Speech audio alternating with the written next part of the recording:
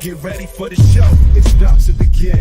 Pro fan talk when we dive right in. Sports talk, hot takes, ain't nothing we lack. We the real fans, nothing holding us back. Mic check, 1, 2, y'all know the drill. We bringing the energy, we keep it real. From touchdowns to liquid air on the slam dunks on the court. Every sport, every game, we holding down the fort. We breaking down the plays, dissecting the stats. Pro fan talk, we keeping it fat. Debating with passion, no filter, no doubt. We the voice of the fans, we scream and we shout.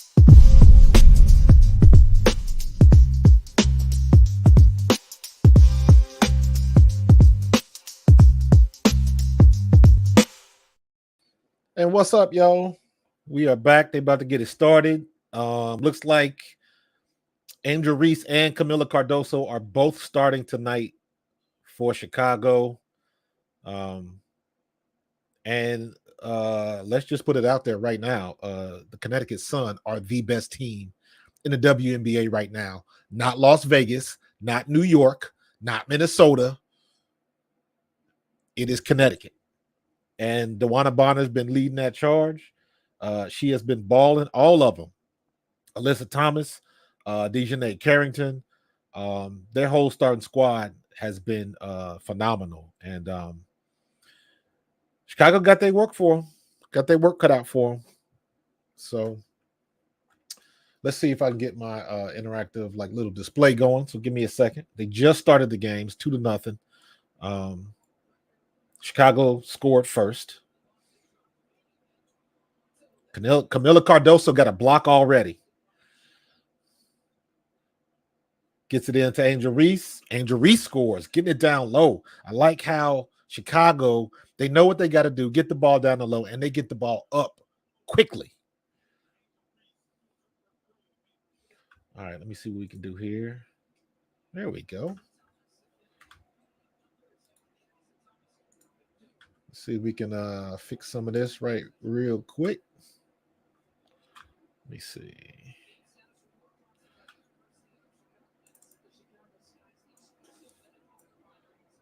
Oh, there we go. Okay.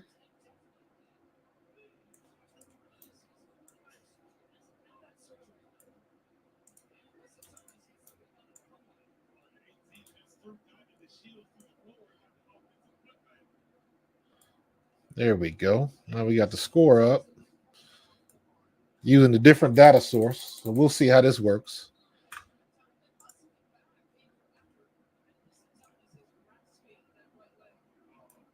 There we go. Uh-oh, Alissa Thomas got hurt.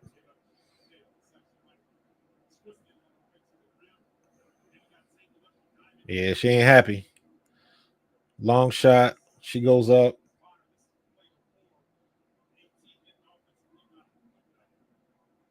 Don't look like she's struggling. I don't know what happened.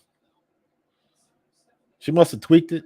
She right back in there, right back to DeWanna Bonner, and gets it right back to Alissa Thomas under the basket. She misses, gets another block by Camila Cardoso. I think that's 2 already early in the first period. So Camila Cardoso is making herself known on the defensive end of the court. All right, let's see what we got here.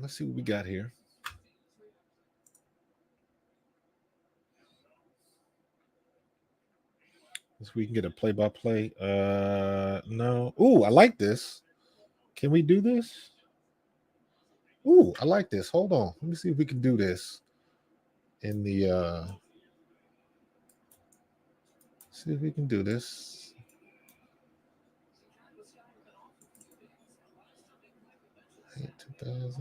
That goes all the way down too. I'm gonna have to see if we go 3,000.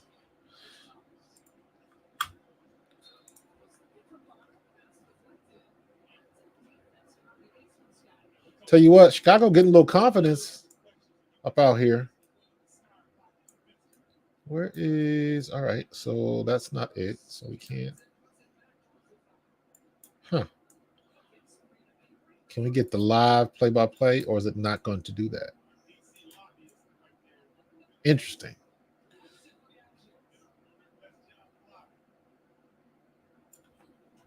No, that's not going to work.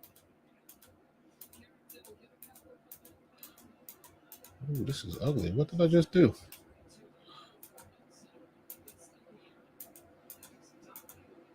There we go.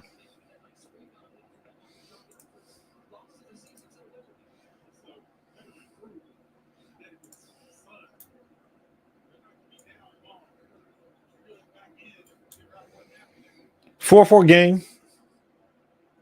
Quick foul.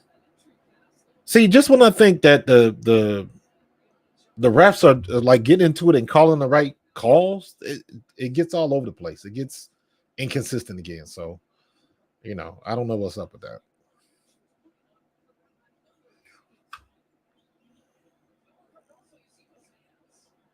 Cardoso she's being the force down low. She didn't convert on that one, but you already know they're gonna go back to her. So Camila Cardoso is making herself known early in this game.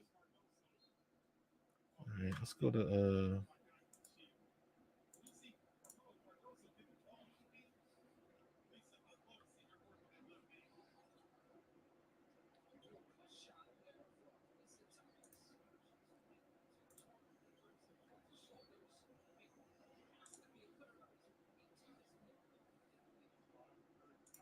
all right, let's do the game cast. I'm gonna do the game cast. That's what I want to see. So we're gonna do that. Copy.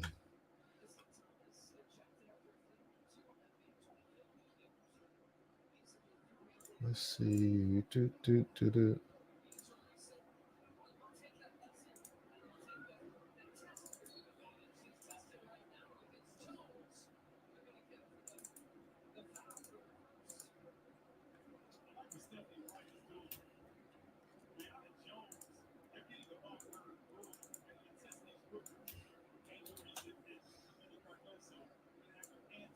Yeah, they're gonna test them. They're gonna test them right now. Let's see. Is that right? No. I'm having problems with my interface here, so please forgive me. But I'm gonna get it right. Give me 1 second. There we go. Browser. Got that. Got that. Got that. Let's see.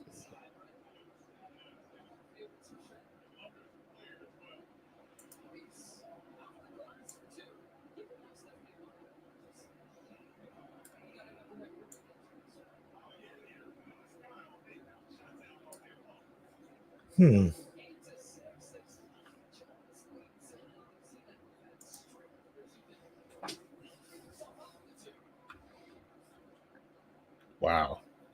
This is slow, and we are going to nix this.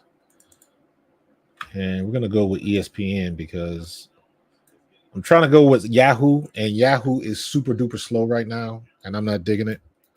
So we're going to go to the worldwide later. See what we can do.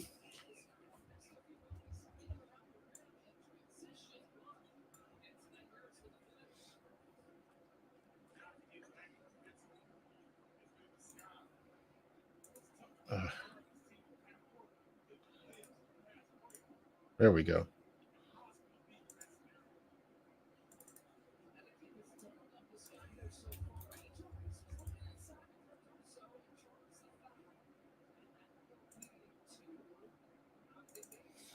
Let me see. Connecticut.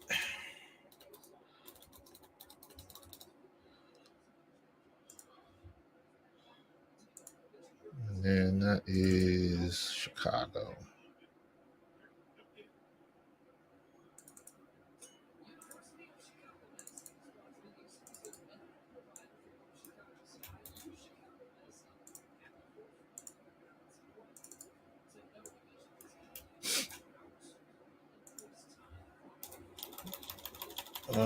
We got going on. We almost there. Hold on. Much better. Here we go. So let's take this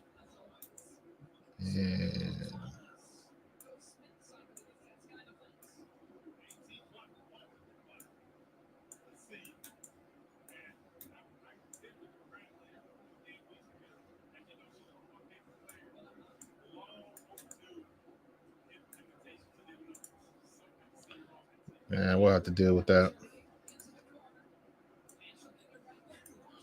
There we go. All right. There we go. We're going to live with this right now.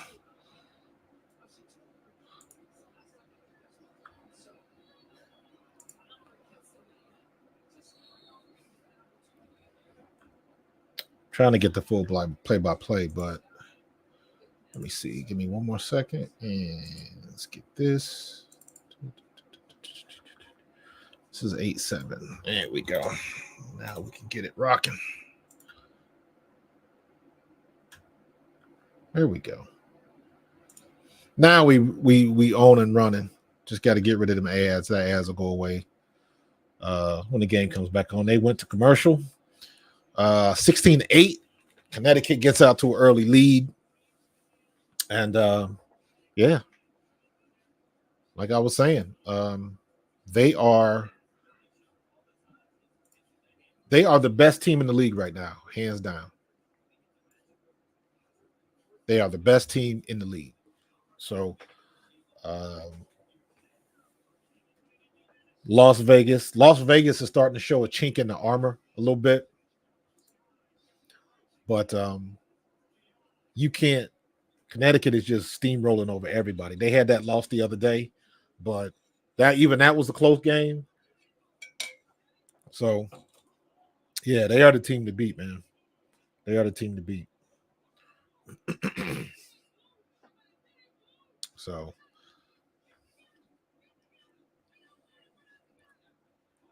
I think the big question, the coach for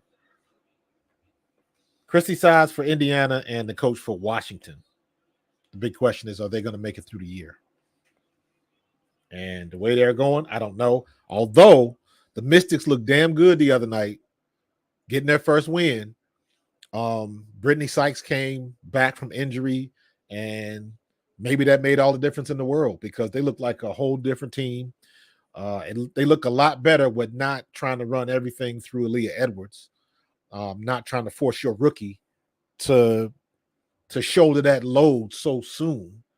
And they look much better, and they finished the game. Washington has been in a lot of games and just could not finish. And they finished the other night. They got it done. So, and they look good doing it. So we'll see if they can keep it up, or was that just like, flash in the pan or whatever.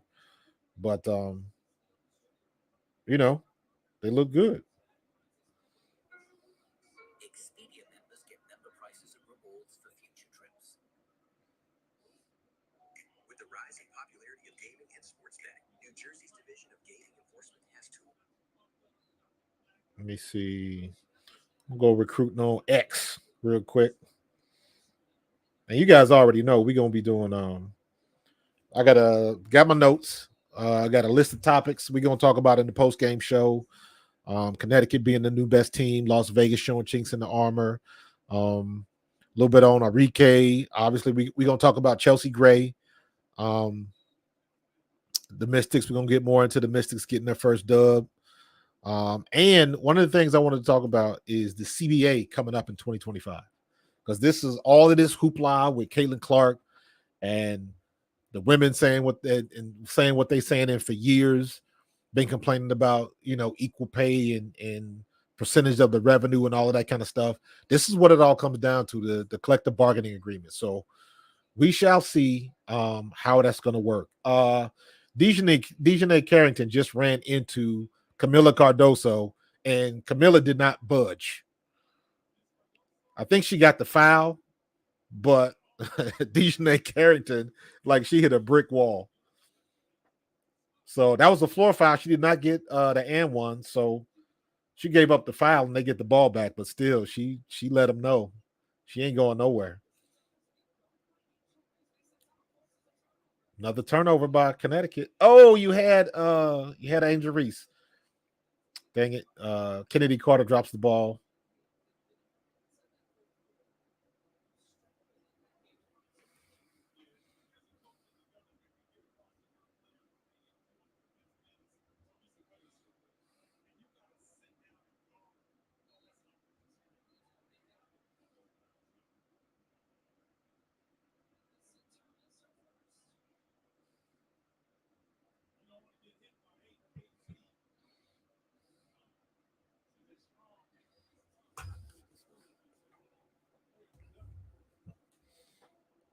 That's the other thing about the Olympic team.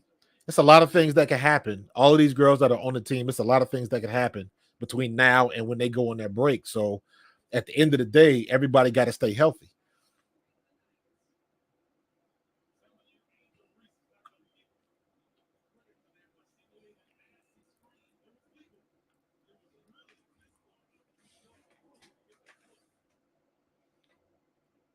Dejanay with the ball on the right side. She tries a Euro in, and she doesn't get the roll. Kennedy Carter brings it back up the court, bringing it up on the right side. She slows it up, penetrates down the lane, and pops at the free throw line and nails it. Kennedy Carter, man, minus her cheap shot on Caitlin Clark, that girl's been all-star for sure. Connecticut Sun, Kennedy Carter out hustles everybody, easy bucket. Another 2. I'm telling you, man, Kennedy Carter is an all-star. Get rid of everybody knows her history. Everybody knows she was a problem child and they didn't want her back in the league for a year, all that kind of stuff. But guess what? All of that stuff is in the past. And for the most part, she killing them. And I do not understand why she's still coming off the bench, to be honest with you. Love her or hate her, you can't say nothing about her game because that girl has been balling, period.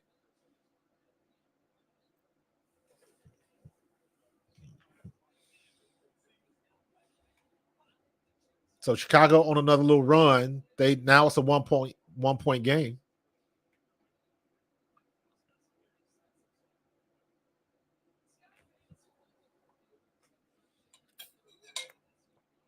Illinois Ford dealers.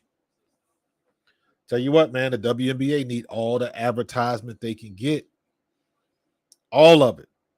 All of this stuff is going to come into play, man. All of this stuff. I understand we're going to get into the whole Caitlin Clark and the Olympic team. We're going to get into that again. And quite as kept, Kennedy Carter should probably be on that team, but with her history, they don't want her representing the U.S. That's plainly clear because she's one of the best in the league right now behind Enrique. I'm still mad that Enrique ain't on the team, but I know there was rumors that she might be playing for the Nigerian team, but I haven't heard anything to confirm that yet. Dejanay Carrington with a 3, doesn't fall. Angel Reese with another rebound.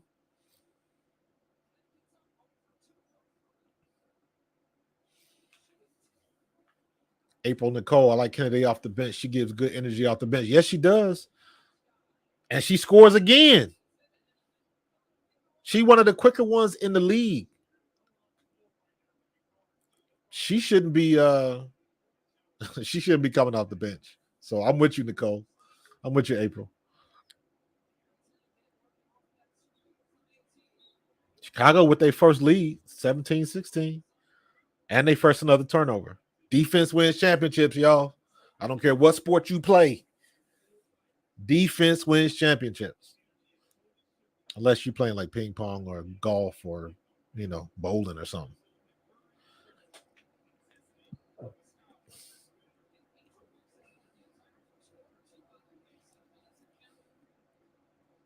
I can't wait for the break because I really got to get into Angel Reese going by. Is that Angel Reese? Nah, that wasn't Reese. Who was that? Isabel Harrison. I got to learn my silhouettes. I don't know them yet. Alissa Thomas trap. That's a weak call. She was standing there with her hands up. Suns draw the foul on Harrison. Kind of a weak call, though, but it is what it is. What? Chicago local sports cable showing world chase tag. Oh, that's some bullshit right there, dude. That's some nonsense. That's some nonsense, man. But or you got to remember, you got to keep it 100, man. They made that the world chase tag probably paid for that months ago. So that was the same thing when in preseason when they didn't broadcast the Chicago game. So it made the WNBA look bad. Angel Reese with a turnover. Kennedy Carter gets the ball back. She should have just took it for the hole, but try to give it back. They bobbled the ball. Suns got the ball back to Wanda Carter. Oh, she traveled. Good defense. Kennedy Carter calls in another turnover.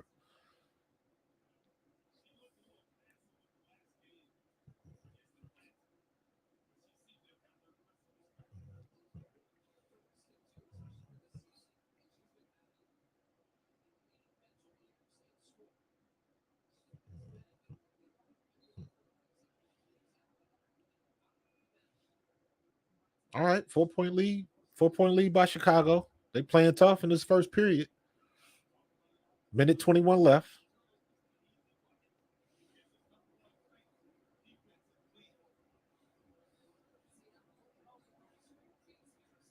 Harrison knocks down another three.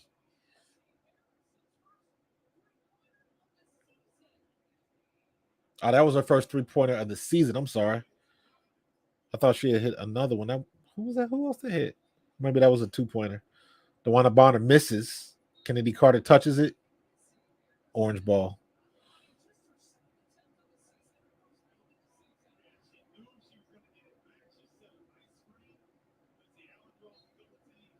Good shot. She was open.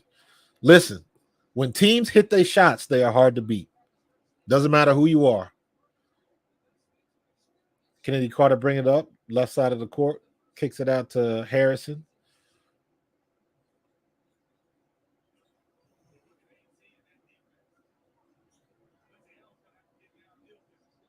Let's go. Kickball.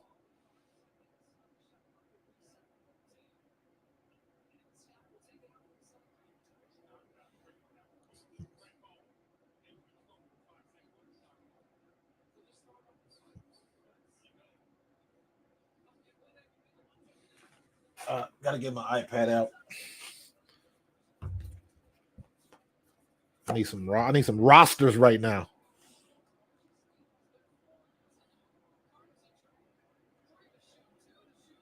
She should have took the shot. Kennedy Carter was did not understand how much time was left and tried to force a pass in the paint and just turned it over.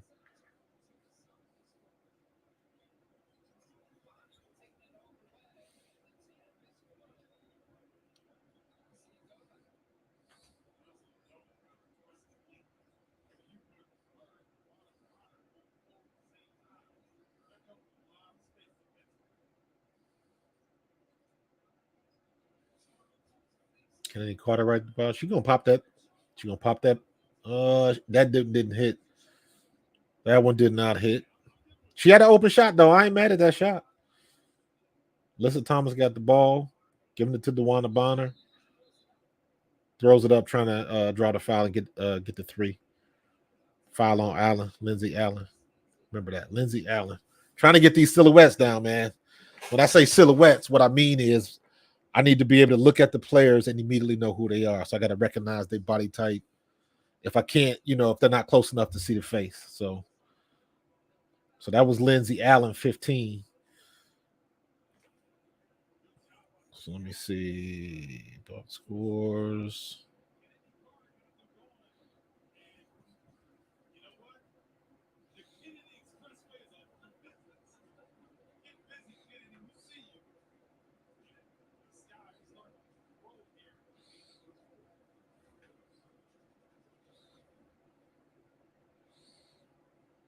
Okay, I see what they did. See what you did there on the court right now. That's what we need. Okay.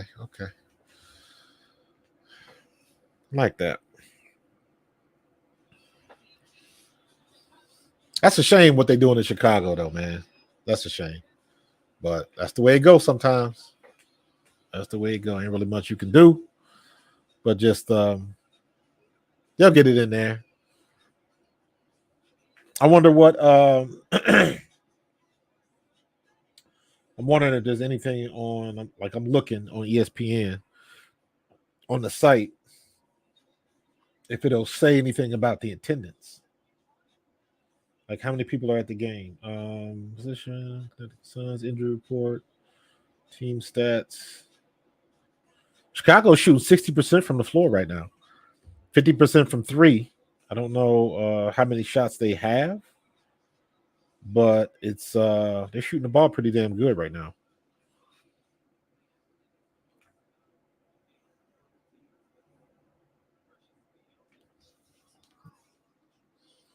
So who's on the court right now?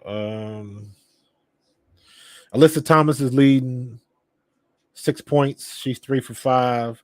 Kennedy Carter's got 6 points for Chicago. T. Harris, she's got 3 assists. Shit, man. It's Carter, and Carter across the board for Chicago. 6 points, 3 for 4 from the floor. She got 1 rebound, so that's not really much. And then she got 2 assists. So still early in the game, but Kennedy Carter, hey, she's making things happen, man.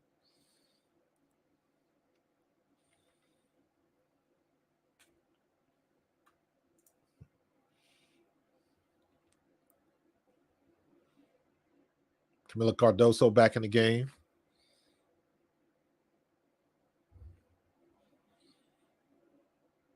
Camila hasn't scored, but she's got what?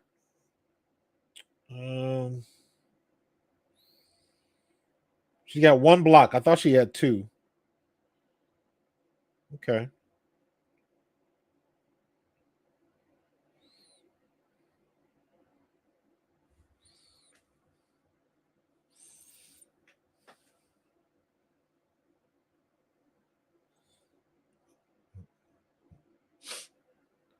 All right.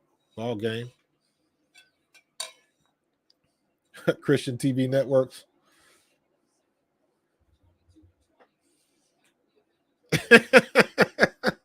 So that's an interesting idea, Tim, but I don't think those networks are gonna be able to pony up that cash. Trust me, man. Kathy Engelbert is getting ready because with everything with Caitlin Clark and the way things are going now, they're gonna break revenue records for sure. Just with the merch, and their attendance is probably going to be like 7 or 8 times what they've had in the past. So they're going to be in a position to have a really good CBA going into 2025. I'm not sure if they do that at the end of the year or at the beginning of the year.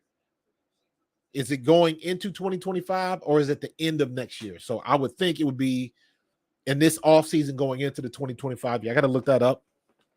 But I know that's going to be a big source of contention. And the thing that we're going to talk about this in the post-game show, the thing that's going to actually get the players more money is the percentage of revenue they're going to get from like the TV deals. And let me be honest with you, that is why people think that the whole Caitlin Clark thing, that's why you got to maximize that. That's why I understand, and I even agree that she shouldn't be on the Olympic team. But the reason why you want her on the Olympic team, because that's going to make your revenue go up even more. And that's going to bring in marketing dollars. You're going to get the big companies that want to put their logos on the telecast, and you're going to get more nationally televised games. All of that's just more money that you can work with, because it's a big deal if you make $60 million a year as a league, and then your players only get 10% of that $60 million. As opposed to if you're making $200-300 million and you get a bigger percentage of that, that means everybody in the league's salary goes up. So that's the big key. The license, the licenses and the advertisement, the ad dollars is what makes all of the money.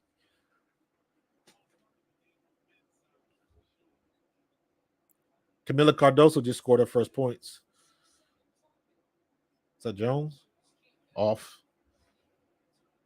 Brianna Jones, she misses.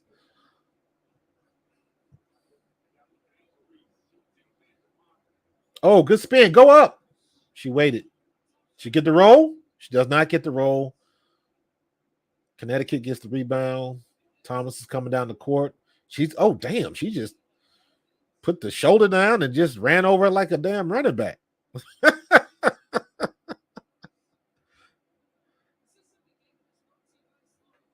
Like Alissa Thomas don't care. Just ran her over. Good bucket by Cardoso. They got to get that back on because Cardoso is strong. She is strong. And Alissa Thomas is not just going to move her.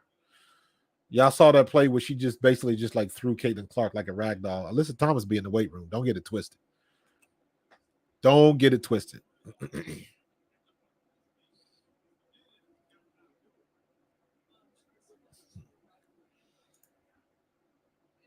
Go back in the studio mode here real quick.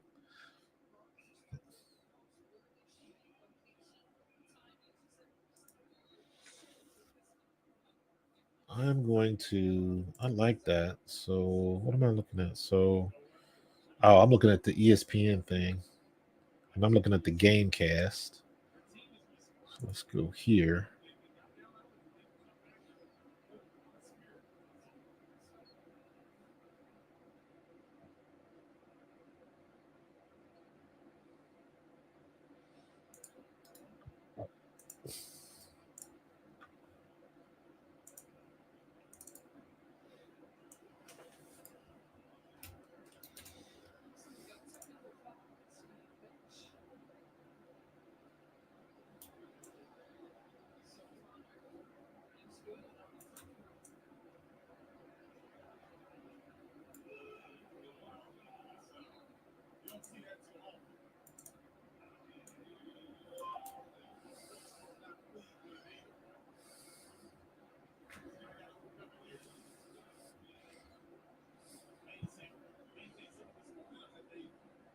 Guy has the ball, pops three from the corner, no good. Connecticut with the rebound. DeWanna Bonner bringing the ball down the court. Still 1 point game. Connecticut back up on top. Alissa Thomas with the ball on the left side. Trying to back her down. Kicks up to the corner. 3-point ball and off. Chicago with the rebound. Marina Mabry with the rebound. She brings it up the court, stops on the right side, tries to lob it to Camila Cardoso and ends up throwing the ball out of bounds. I think DeWanna Bonner may have got a hand on it and was last to touch it, so it might be Chicago ball still. Yep, Chicago with the inbound.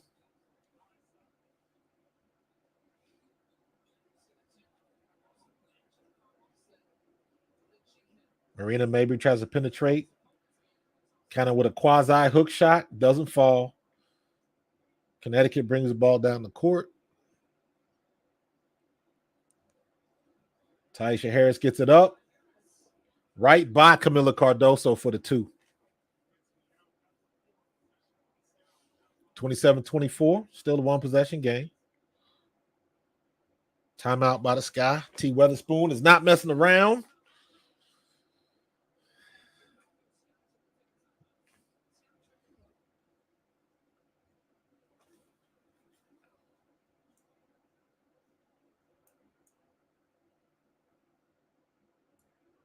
There we go.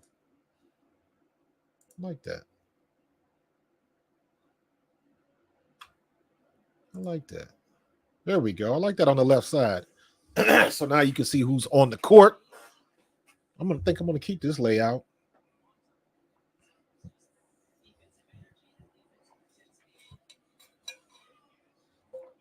Oh yeah, they're showing highlights of Aaliyah Boston. Aaliyah Boston has got to be the worst rebounder for a big, quote unquote, big man. Tim Cardoso's looking not bad. I believe she's got 4 points. She's got 2 points, 2 rebounds. I think she's got 1 block. So she's been a presence down there. There was one play that Dejanay Carrington tried to drive on the lane, and Cardoso got charged with the foul, but Carrington tried to go into her, and Camila didn't budge.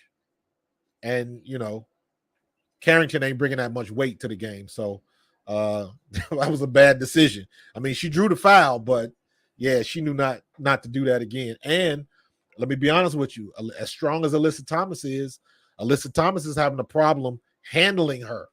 So her presence is known. She doesn't have too many things going on in the stats category, but she is forcing them to go outside. They are not trying to come down the lane, and she's been a presence. So just her being on the court, man, and I just think that she hasn't.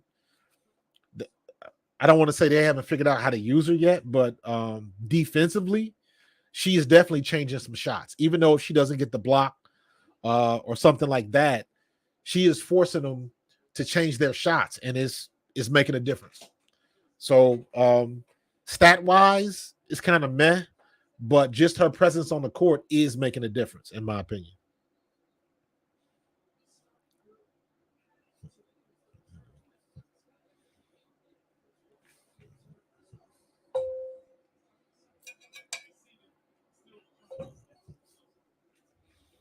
Kennedy Carter's back on the bench.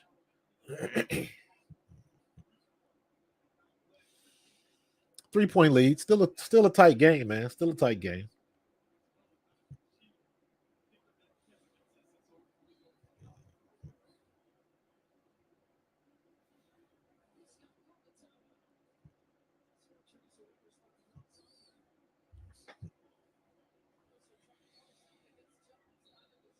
Uh-oh. Foul on the floor. Was that the Shields? The Shields, Mabry, and Evans.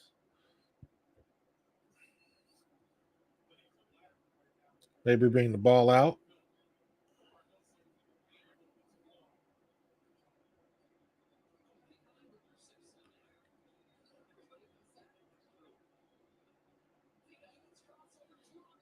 Evans drives down the hole and gets it. Good shot by Evans. I always laugh. I'm trying to look at the names on the back of the jerseys, and their weave is so long that I can't see it. Carrington trying to get up. Alissa Thomas kicks it back, or she gets it to Alissa Thomas. Give and go. Bonner gets it down to Brianna Jones. Brianna Jones converts in the paint. Good move.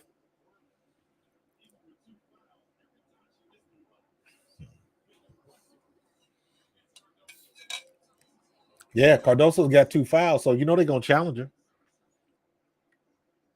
her. Maybe picked up her dribble. Cardoso sitting back there. She puts a mid-range jumper up. Doesn't get it.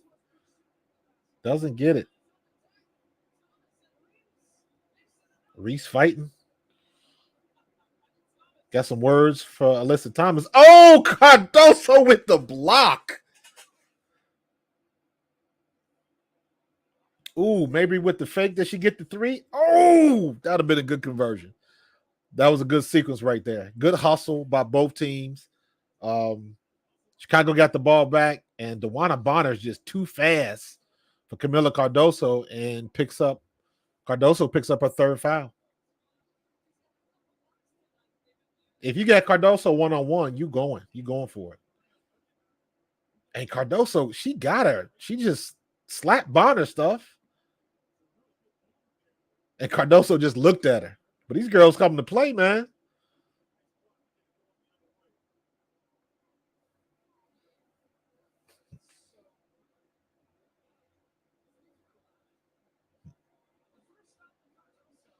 All right, the Shields is 0. I got to remember that. The Shields is 0, and she wearing the glasses.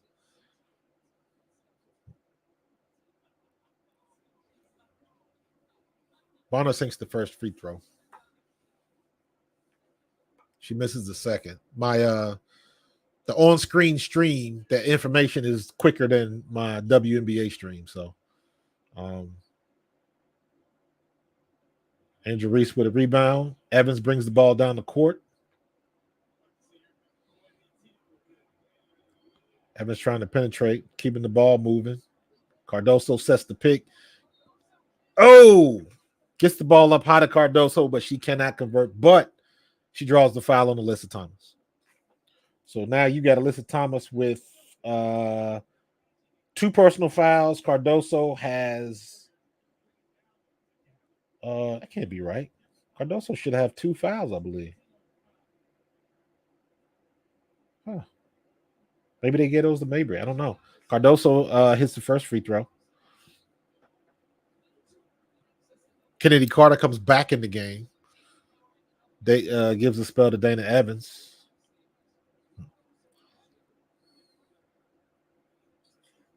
And Cardoso makes both. She's on the board. 4 points.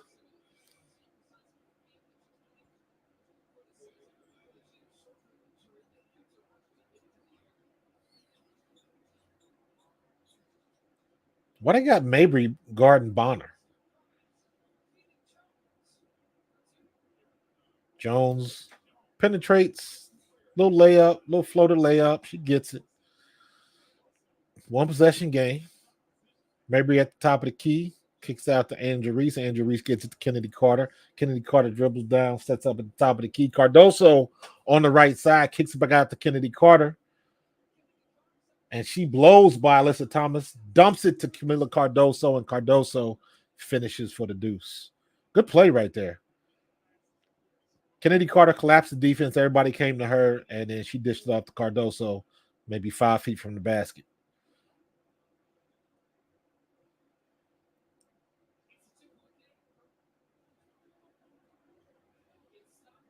Jones at the top of the key, hits, mid-range shot. Angel Reese. Evans bringing Kennedy Carter back. Being guarded by DeWanna Bonner. I think she should take that.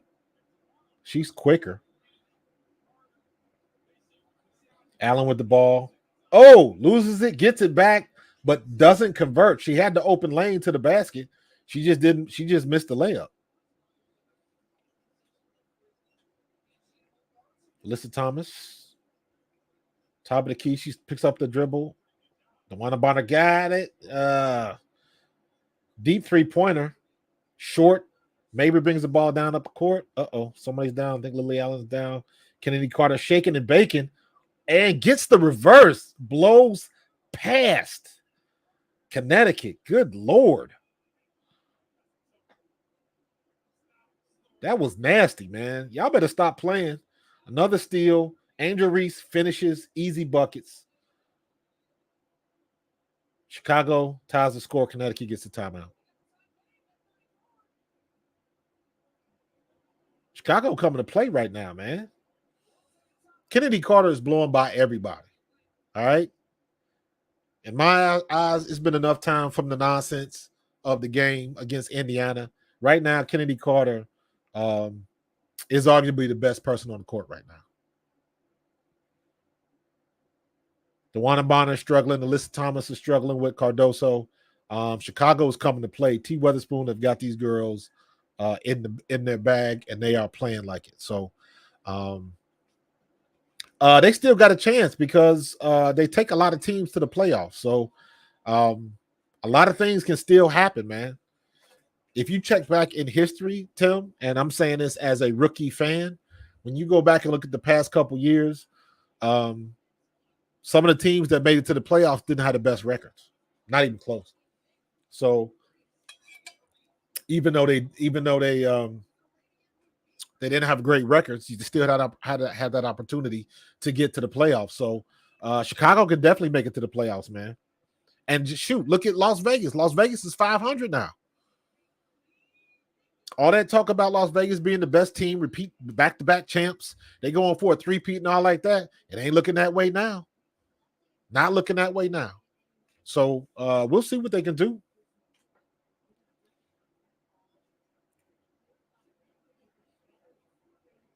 So, all right, I'm going to take a little break. I'm going to run out of here real quick. And I'll be right back.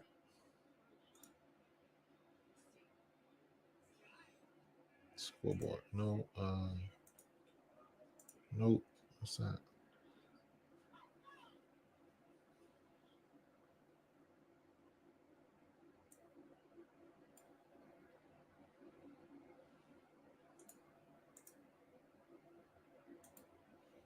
Don't want that. Dang it. I'm trying to see where is my Lord have mercy.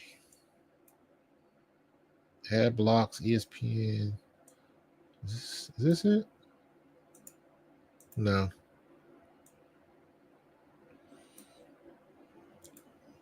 No. I know I got it. I just don't know what the hell I did with it. Good Lord.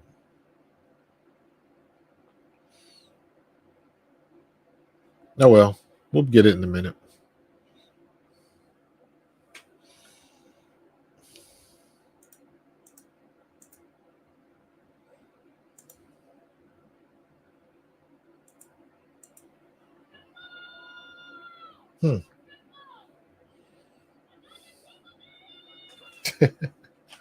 Yelling. All right, I will be back in a minute. Get ready for the show, it's about to begin. Pro fan talk when we dive right in. Sports talk, hot takes, ain't nothing we lack. We the real fans, nothing holding us back. Mic check, 1, 2, y'all know the drill. We bringing the energy, we keep it real. Touchdowns on liquid air, on the slam dunks on the court. Every sport, every game, we holding down the fort. We breaking down the plays, dissecting the stats. Pro fan talk, we keeping it fat. Debating with passion, no filter, no doubt. We the voice of the fans, we scream and we shout.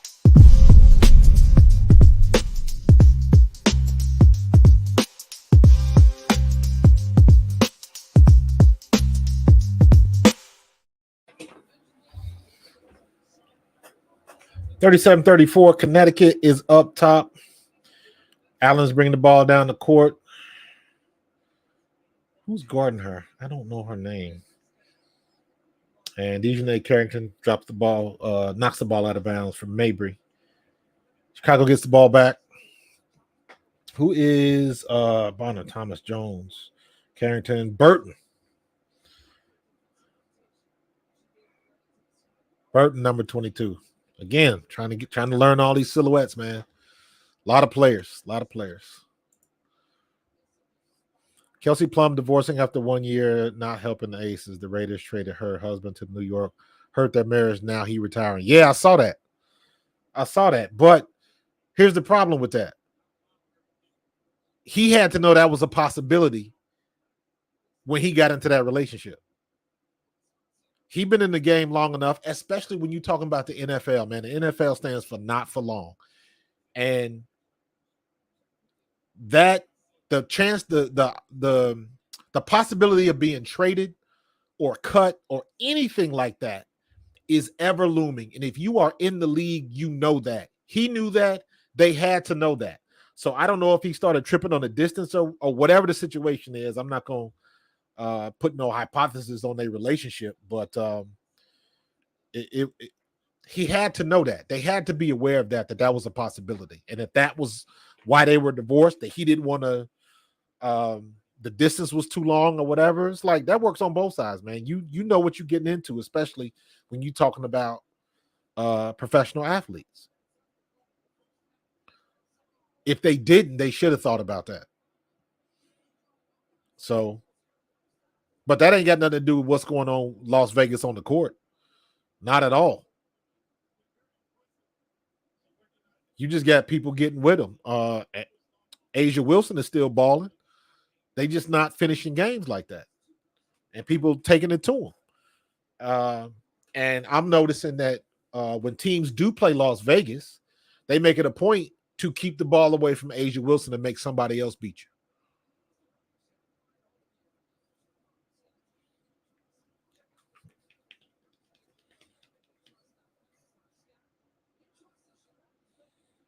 Cardoso with another rebound. Maybe brings the ball down the court. Angel Reese. Angel Reese looked like she tired. Like she ain't got no gait.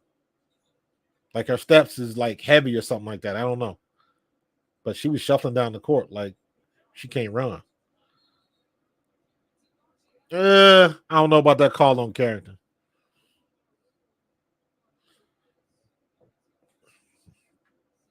I'll tell you one thing I'm gonna get into because it's interesting to me. Because of the big lesbian presence in the WNBA, you gotta. It's interesting because you don't know who on what team is messing with who on another team. Now, like you already know, like Alissa Thomas and DeWanna Bonner are engaged, so they a couple. But I didn't realize, like, I didn't realize Dejanay Carrington is messing around with Nalissa Smith from the Fever. So that's just a weird dynamic that men's leagues don't deal with. Kennedy Carter tries to get finished, and Dejanay Carrington smacks it. Chicago gets the ball back. Trying to get it back. Angel Reese gets the ball at the side of the key, and she tries to back down Alissa Thomas. That didn't end well. Almost turned the ball over. But Connecticut touched it last. Chicago ball.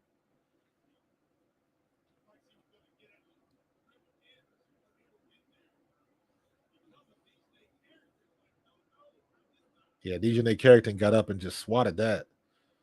Alice trying to penetrate. She's in the key.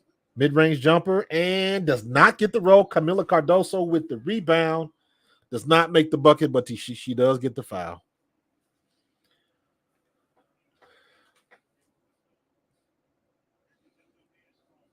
Cardoso shooting free throws. And I tell you what, man, and this is all Teresa Weatherspoon. To me, it looks as if they are trying to Weatherspoon is trying to set Angel Reese up as the leader of that team. Because you can just look the way they interact with her and things of that nature. You know, she is the leader on that floor right now.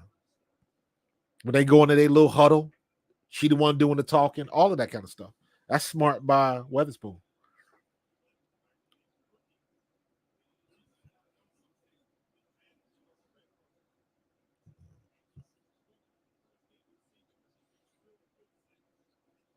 Kennedy Carter trying to guard DeWanna Bonner. She pops a little 12-foot jumper out there on the side on Kennedy Carter, but she's gonna lose that matchup in the air. But Kennedy Carter is definitely quicker than DeWanna Bonner. Angel Reese at the top of the key. Floater to Camila Cardoso. Camila Cardoso does the same thing she did at South Carolina. She took too many steps, or she took too big of a step and got herself underneath the basket. And she was way out of position to make that bucket. That should have been an easy 2 points for Camila Cardoso. DeWanna Bonner is off. She just shot an air ball from 3 that was wide open. Wasn't nobody on her, and she just missed. Normally, she can make that shot.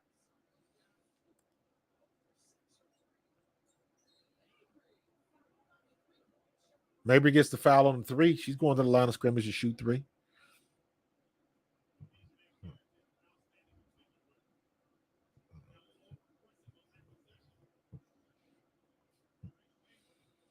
Tim, the funny thing is if Darren Waller is retiring, why he retiring now? And why, if he was going to do that, why didn't he stay with Kelsey? I don't get it.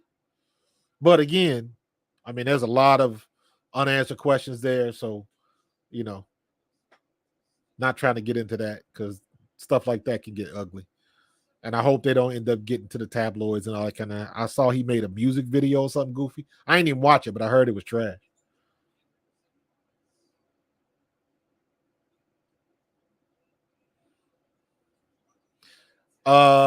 Probably that's gonna be a heavy game to watch, Tim. But I don't think Kennedy Carter gonna do anything. She don't need to. Everybody's gonna be looking for it, but you know, ain't nothing. She don't need to do nothing. All right, we're going into halftime right now. 40 to 38. Connecticut up by 2. Close game. Chicago's been playing well. Kennedy Carter, as usual. Let's go look at the full box scores. Let me see real quick. Let's look at the full box scores real quick. And let's do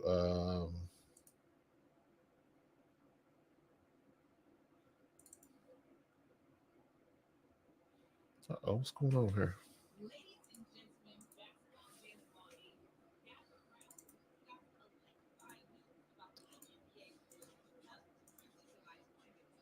There we go.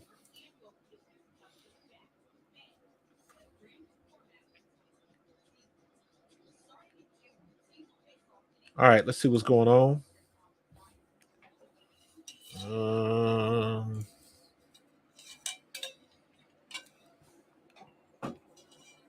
See what we got going on here. All right, let's go back and let us transition to the box scores. Okay. DeWanna Bonner's got 8 points. She's 8-6. So she hasn't really been playing well, but she's playing better than she looks. Let me say it like that.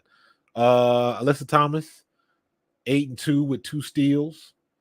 Brianna Jones with 14 points. She leading the way. And then you got 4-2-4. Harris Carrington and who's that? Nelson Adoda. All right. And then you got Angel Reese with 8 points, 2 rebounds. Cardoso with 8 points, 4 rebounds. Mabry's got 7. Evans has got 2. Harrison's got 5. Kennedy Carter's got 8. So tight game, spreading it around. Everybody's getting involved. And Chicago's definitely in this game. And I thought Connecticut was going to be able to put it on them, but Teresa Weatherspoon has got these girls playing.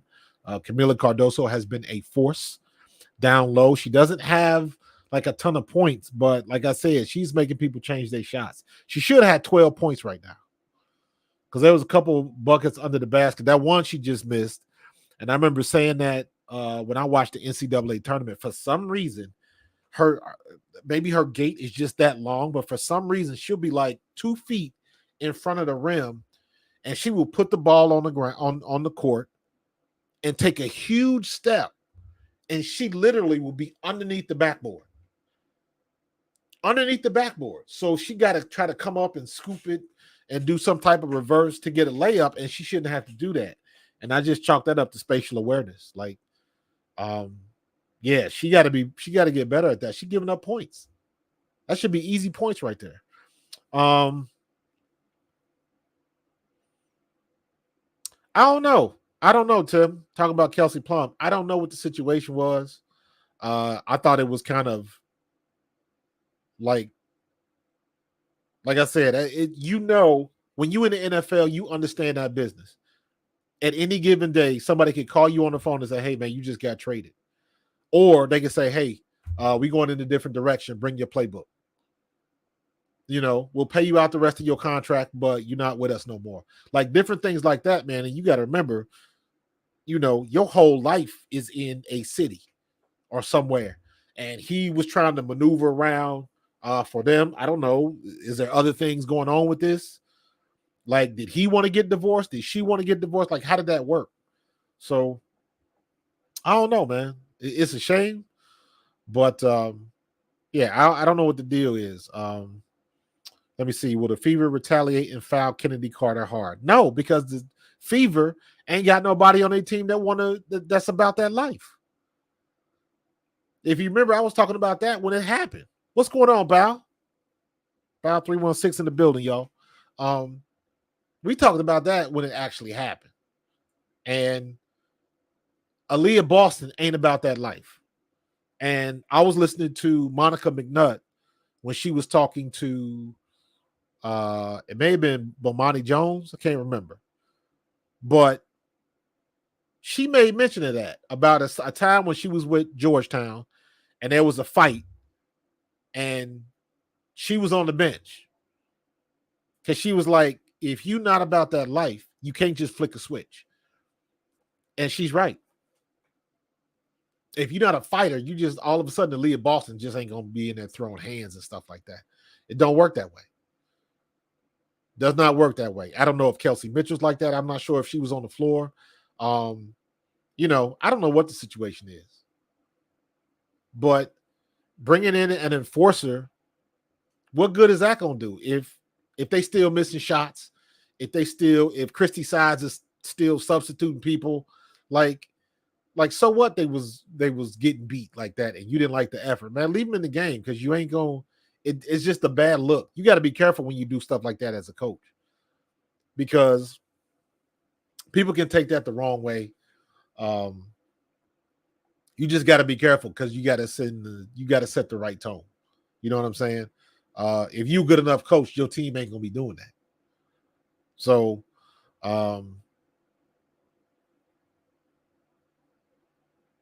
yeah, Kelsey Mitchell.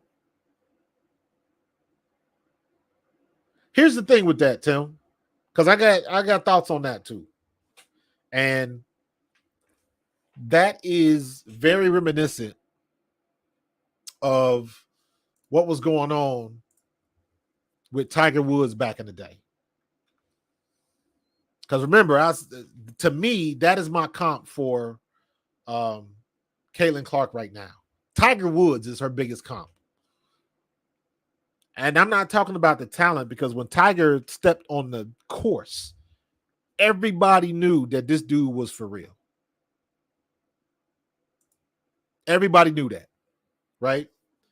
Here's where it gets annoying, and I understand this. And this is what happens because now with social media, you saw the thing with the paparazzi dude that was hounding Kennedy Carter when she got off the bus. That comes part and parcel with this much attention. But here's where the media feeds this fire, and this is where I think is really unfair. Because I remember also Tiger Woods, Danica Patrick, this happened to. Dale Jarrett Jr., not Dale Jarrett, I'm sorry, Dale Earnhardt Jr., it happened to. Trying to think of maybe a little bit with LeBron, but I don't remember it like that. But basically what happens is, like, especially for Tiger and Danica Patrick, when you got somebody new in the sport and they are bigger than life already, and the thing that gets annoying is you are asking all of these people that are already ingrained, experienced, veterans in a particular league, and regardless of whatever they may do on the court, on the track, on the field, whatever the situation is, did somebody shove a microphone in your face and ask you about Tiger Woods or Danica Patrick or Dale Earnhardt Jr.? Dale Earnhardt Jr. wrecked out of the race. Why are you asking me about him? And my team finished in the top 10. Danica Patrick didn't even finish. My team got two top 10s, and you asking me about Danica Patrick. Why are you asking me about Tiger Woods and I had the best finish of my year? And that happens all the time. And the media is looking for a reaction. They are looking for that type of reaction because with social media, once they get it, immediately it's out there. You ain't got to see it on the news. None of that. It's on Twitter with a video, so you can see exactly what was going on. So everybody's trying to get with the quick story, and it just makes it even worse. And what happens is you get sick of that question. You get sick of that person behind the question, and the irritation starts. That's what's happening to Caitlin Clark. You asking other teams in their press conferences, well, what do you think about Caitlin Clark? I don't give a damn about Caitlin Clark. We in Chicago. We in Connecticut. We in Las Vegas. We in Dallas. I don't care about Caitlin Clark. Stop asking me. That's what they want to say. But the media keeps pushing that issue because she's the most popular in the league. She is the most popular face in the league. People hate to say that. I heard what Angel Reese says and why she was not wrong about her being she says she's responsible too. I don't look at it like that. What I say is she was the catalyst. She was part of the spark that started all this media attention. That I will give her. That game 2 years ago, LSU, Iowa, that started it all with the Angel Reese chasing around, saying ring, all of that kind of stuff. That's when it started. That, at least for me, that's when I started watching and paying attention. Because I wasn't watching that year for Angel Reese. I was watching that year for Dawn Staley. Dawn Staley and them ended up getting beat because remember, that was the year when after they lost the game, Dawn Staley had the press conference talking about some of y'all need to watch what y'all say because these are young women, and she got on that tip because somebody said something to one of her girls, and she wasn't happy about it. But continue on, and then you got Angel Reese, and then you got the big story that year. Yes, it was Angel Reese, but the bigger story was Kim Mulkey. And then, Caitlin Clark comes on the scene and, she hitting them logo 3-pointers and kept hitting them and kept hitting them. And every time the camera was on them, she kept hitting them. And then her, you know, her ascension started. I mean, everybody that watched Iowa knew that Caitlin Clark was good. But that was when it started. When people were like, oh, this girl is for real. And then the next year, she goes back to the NCAA title game, gets beat again, but she made it back to it. And then you had all of the stuff with because remember, Angel Reese wasn't even on the team for 2 weeks. They didn't know what was going on with her. Was she suspended? Did she get kicked off the team? Kim Mulkey just said she's away from the team and all of that kind of stuff. So really, the energy just transferred back to Kim Mulkey because you didn't know what was going to happen. Kateri Poole had transferred. Haley Van Lith was getting abused because, you know, she was getting beat in the games and all that kind of stuff. So it was a lot of stuff going on. But it was all under the umbrella of Kim Mulkey, not Angel Reese.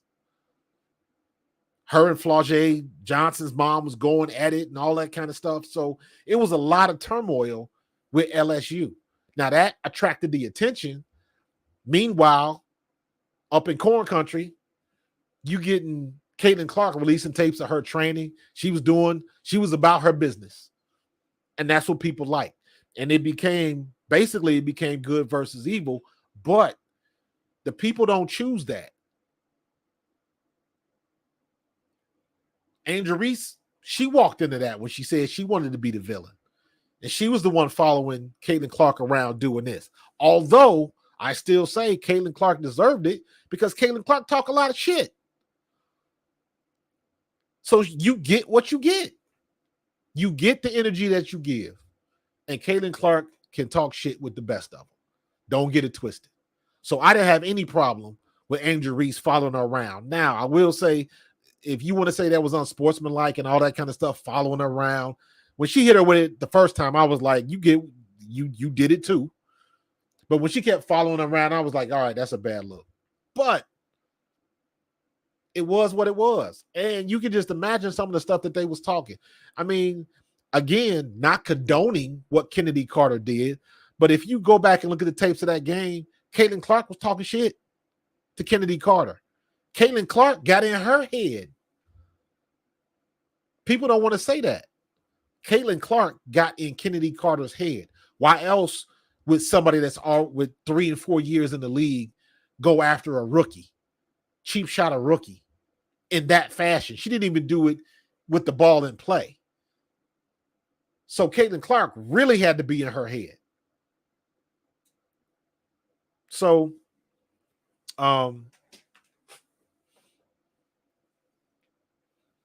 yeah, any of Clark's teammates, but Kelsey Mitchell and Lee Boston. Yeah. So, I mean, Tim, you've been with me long enough to know, man. My favorite player on the team is Alissa Smith. Alissa Smith is where they should be going. She can shoot the three. She can jump higher than Aaliyah Boston. The only thing, she's not a bigger physical presence. But Aaliyah Boston does not play physical, in my opinion. She does not play physical. Aaliyah Boston is bigger physically than Alissa Thomas. And Alissa Thomas can handle her. So that has always been my biggest gripe with Aaliyah Boston. She does not play up to her size, in my opinion.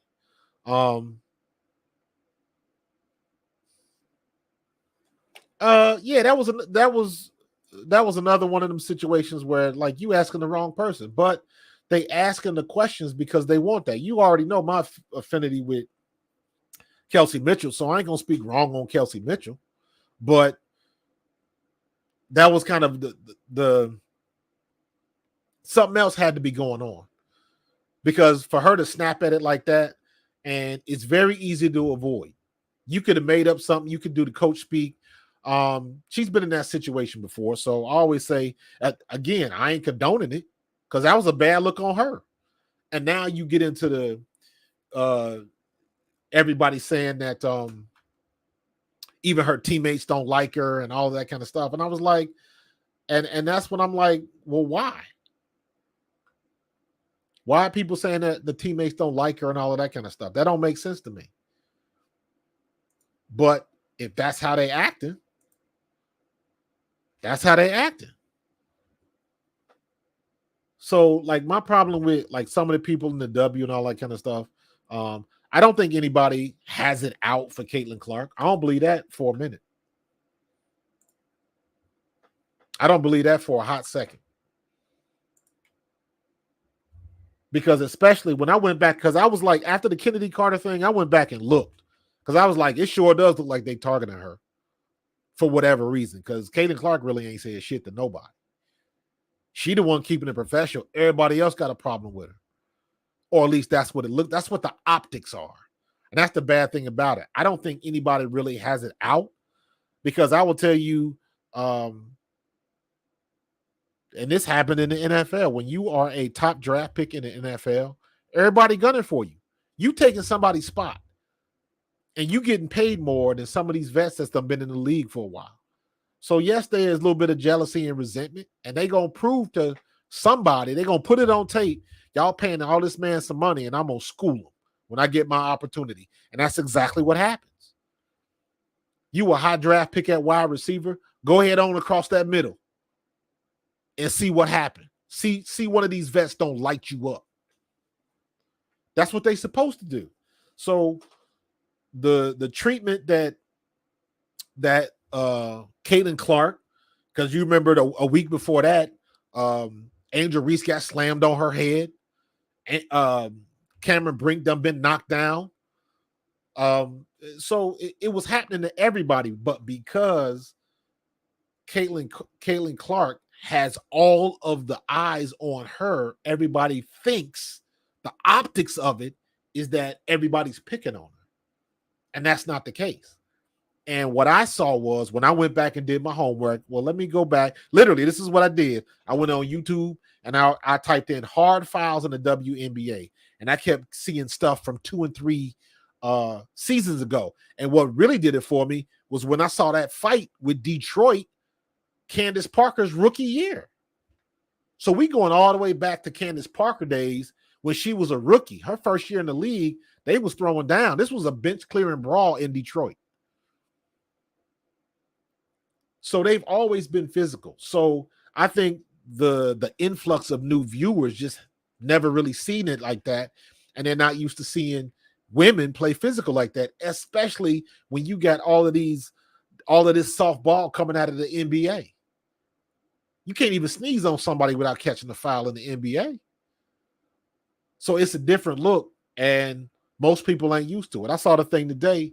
Rebecca Lobo put on her Facebook or Twitter or whatever it is on social media. She said she was coaching her son's basketball team.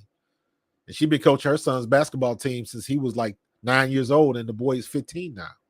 And she said she got teched up because she was complaining about a foul and said the ref walked over to her and said, this is a grown man's league. Like, for what? Like just to try to one up her. But you still have that type of stuff going on.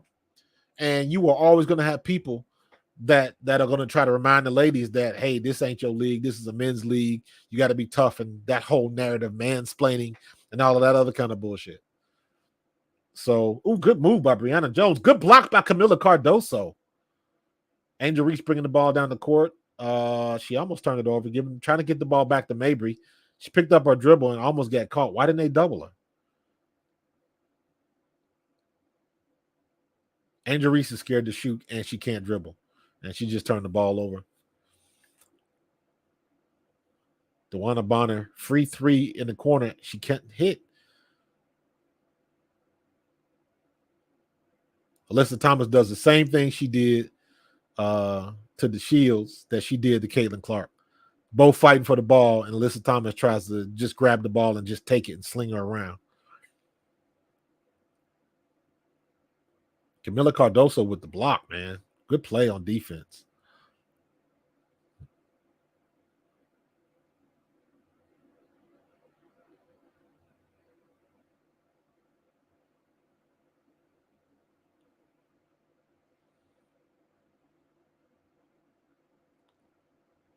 DeWanna Bonner is off tonight. She ain't hitting the mirror in the bathroom right now. Taisha Harris, that was Jones out of bounds. Who's that out of bounds on? The Shields? The Shields rocking the blue Oakleys. Evans bringing the ball in bounds. Mabry's got the ball. They almost had another turnover right there. They got to tighten that up. I don't understand why they have. Oh, Camila Cardoso wide open. She gets the bucket. Good pass. Good play.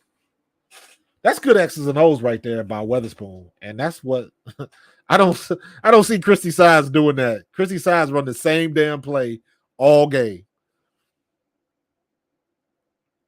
Yeah, Tim. I agree with you 100%. Like they're trying to set that narrative. I don't necessarily believe it. Carrington free to the lane and she gets the buckets. Maybe bringing it back down the court. I don't necessarily believe that, but that's what they make it look like. So I don't know. Another turnover by Chicago. Alissa Smith bringing it down the court.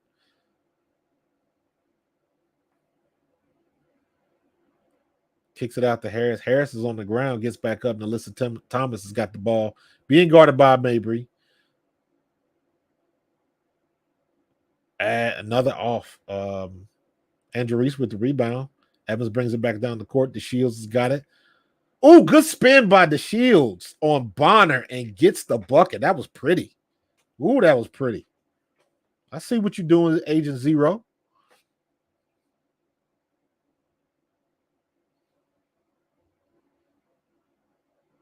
I don't know about that, Tim, because it all depends on who they get. Like you don't want a player of nothing but young. If they get the number one pick, all that is just another young player. You need somebody with experience.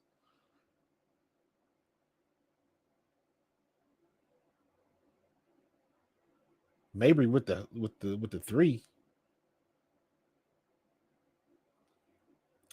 2-point game.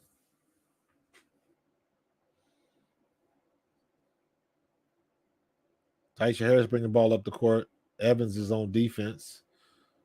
Back to Alissa Thomas at the top right of the key. Back to Evans. Not Evans. What is her name? Damn it. Taisha Harris. I'm sorry. DeWanna Bonner misses again. DeWanna Bonner cannot hit a mirror in a bathroom tonight. She is struggling from the floor.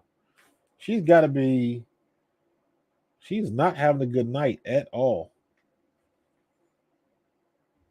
DeWanna Bonner is 3 for 12 from the floor. Good move by Mabry.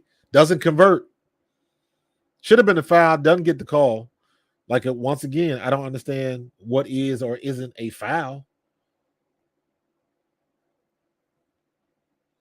The Shields with a pretty spin move. They're showing the replay. Kennedy Carter's back in for Chicago.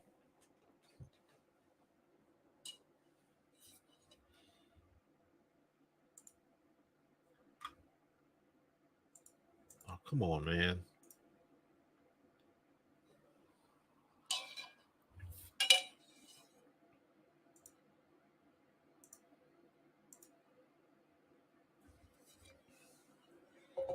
But yeah, Tim, I don't know.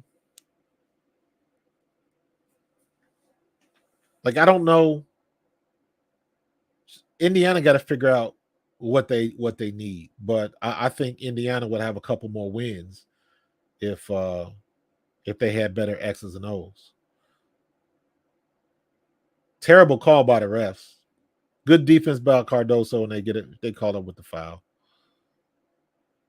Yeah, I don't know. That's a good block if you ask me. Yeah, I don't know what's up with these refs. I don't know.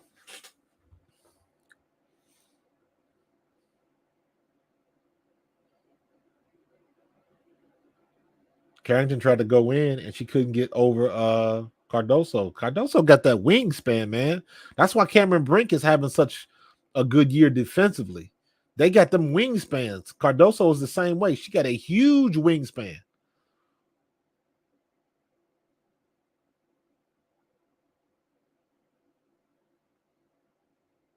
Yeah, Carrington just got swatted for the second time. Cardoso got to be wearing about 10 pounds of weave. That's crazy.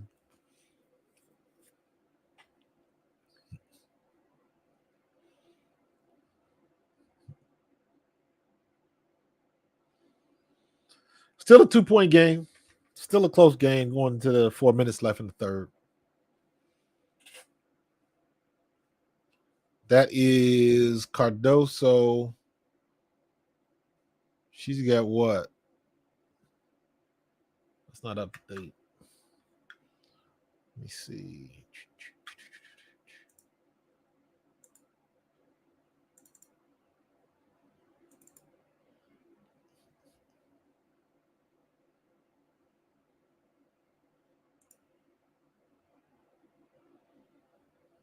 There we go.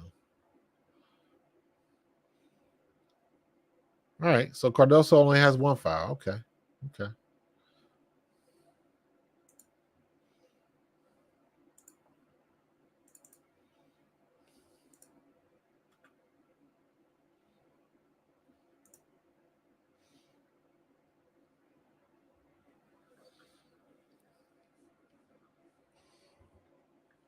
Let me see if we can update this. Trying to see, get this fresh browser when the scene becomes active.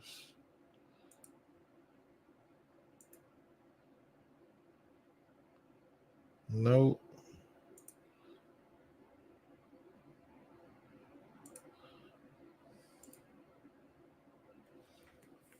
There we go.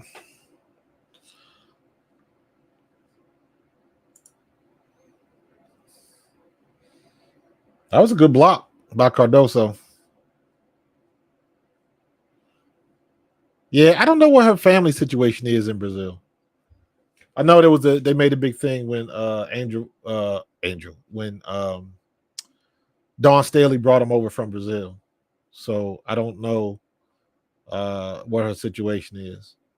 But I always thought that when she got in that fight against LSU, that one when she pushed Flau'jae Johnson down, and I was like, listen, if she did grow up in the favelas, she is not one to mess around with, because she done seen some shit. If she grew up in the favelas, you already know. So, yeah, she's not the one. And it was,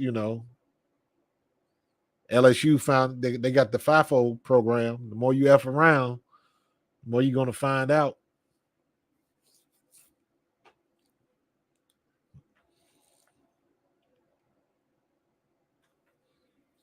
So they're trying to see what man,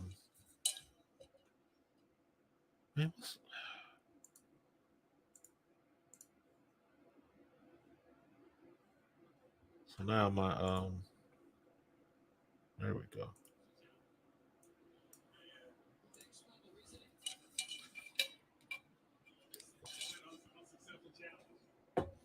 Oh, okay. I never saw that. I'm about to check that out. I never saw any profiles on her. So her family's from the hood. Okay.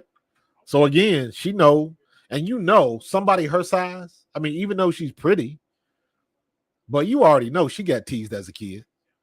So she ain't afraid to throw down, and especially when you growing up like that in Brazil, they don't play over there.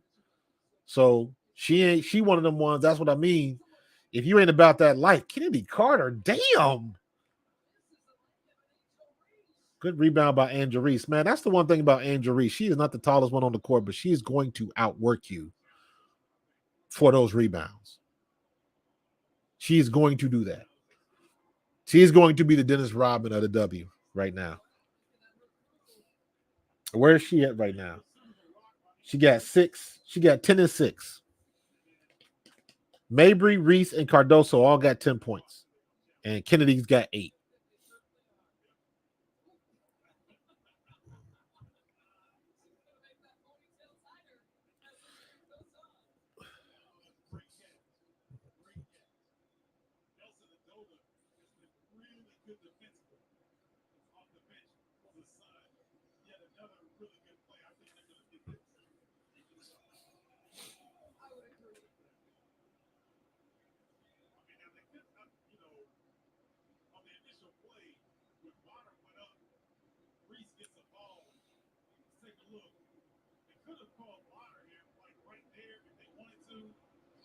That's a good block.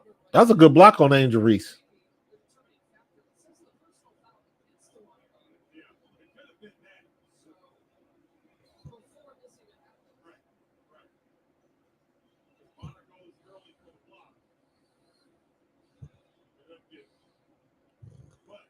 So who's that was a clean block by Adota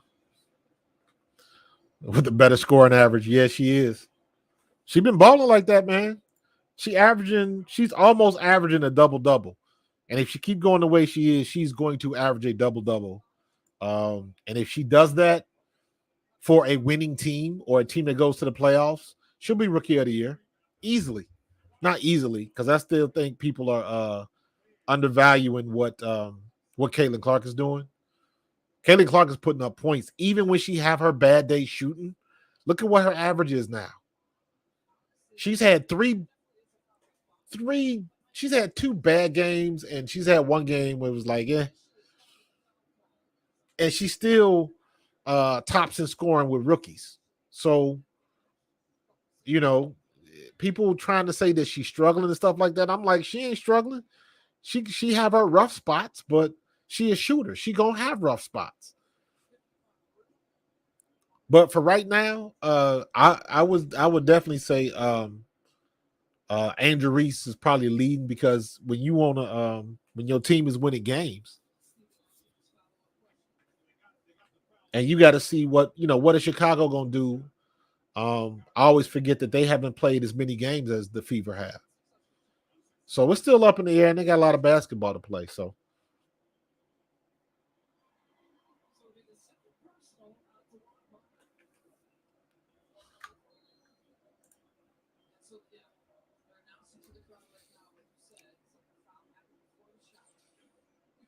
Yeah, they're not worried about that. They're not worried about at this point. If all I'm saying is if Caitlin Clark gets rookie of the year, statistically, she better deserve it. And the way she's been playing, she does, because everybody's playing her physical. Everybody's playing her different off the ball.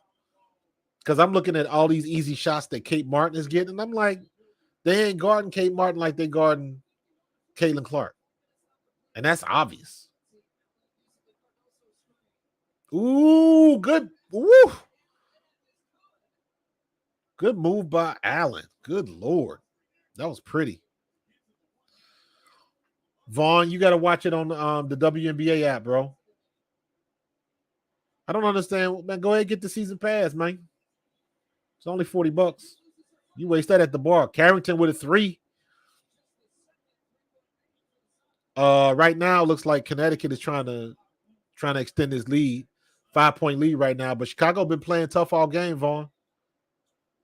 Kennedy Carter with another 2, man. Get her the ball. Every time down the court, Kennedy Carter need to be getting the ball, because can't nobody stop her.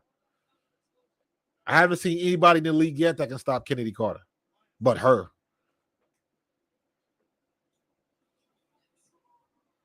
Good hustle by Kennedy Carter again to get the rebound. Secures the rebound. All right, here we go with this nonsense, this bullshit feed. Like my clarity on my stream just goes to crap. Kennedy Carter shaking and baking with the spin move.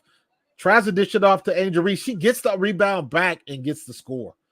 Good dish by Kennedy Carter, man. 1-point game.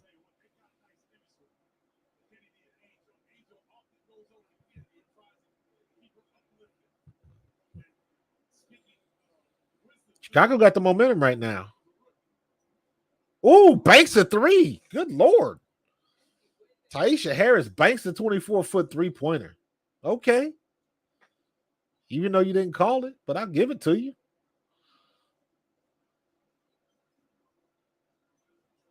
Ooh, she gonna pull up. Step back. Camila Cardoso. Camila Cardoso had the rebound but couldn't hold it.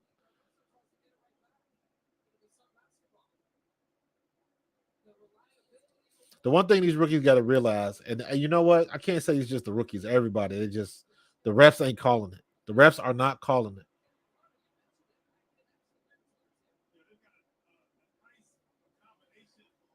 Yeah, Kennedy Carter and Angel Reese are in sync.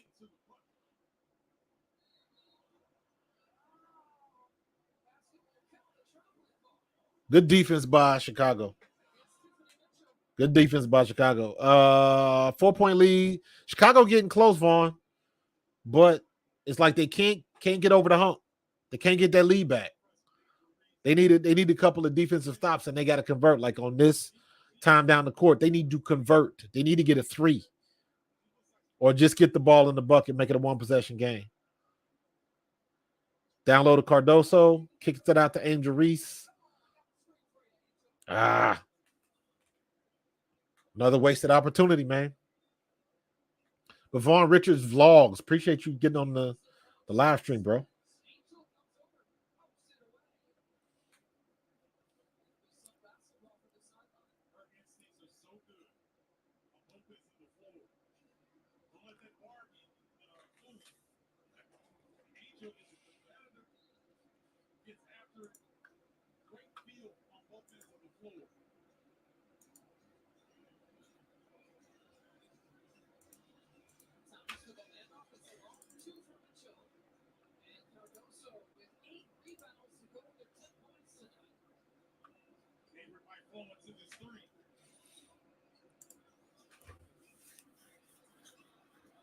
They keep turning the ball over down the court, man. They getting stops, and they just don't convert.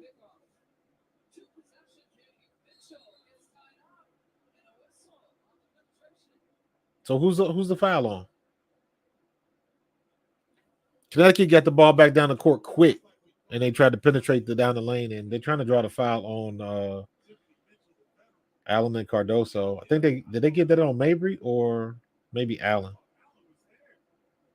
They had to be on Allen. Yeah, that was on Allen. She got 2 fouls now. Ain't nobody really in foul trouble for Chicago.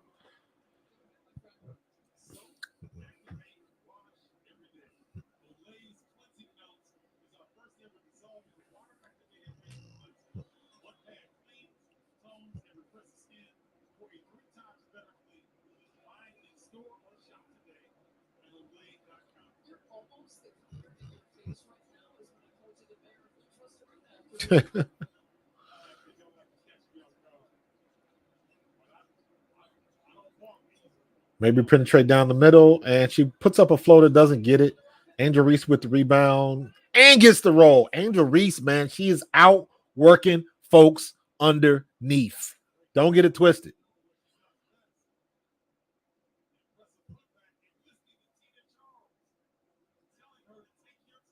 (14-7). You might have Cardoso and Angel Reese. Both of them end up with double doubles. All Cardoso needs is 2 rebounds. Angel Reese needs 3. It can happen.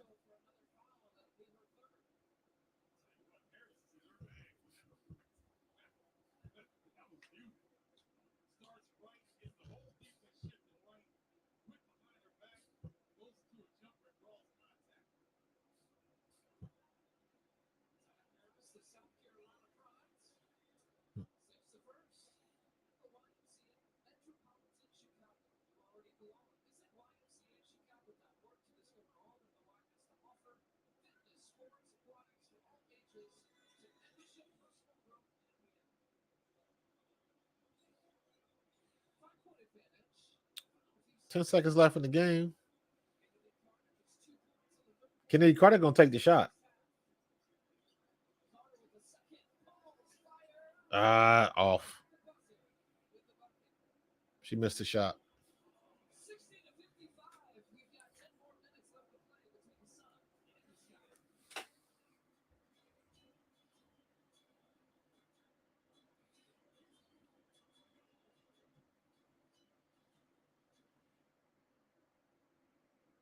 Still a close game. Still some things that can happen.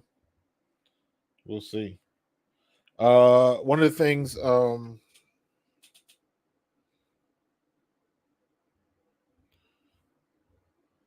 we're gonna definitely get into. I got to show you my video that I posted on my Twitter account. So it was pretty funny, if I may say so. It was my view of what the WNBA is doing to itself right now. But some of the decisions and some of the, you know what? I shouldn't say the WNBA. I should say some of the players and how they, some of the coaches and things that they've done and said that just, I don't know. There's some good opportunities that they could take advantage of, and they're not. But you'll see it when I show the video. We're gonna talk about it at post game.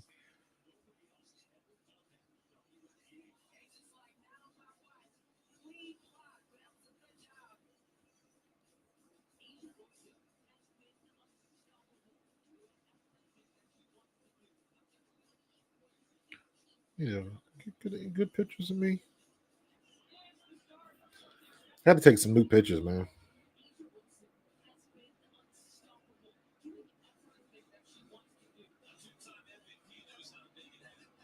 Yeah, I gotta get some new pictures. I don't know. I'm looking at my phone to see.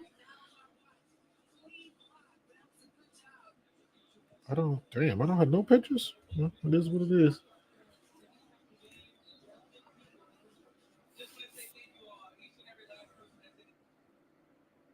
Uh-oh. What happened to my stream? Maybe I need to switch it to my iPad or something. I don't know.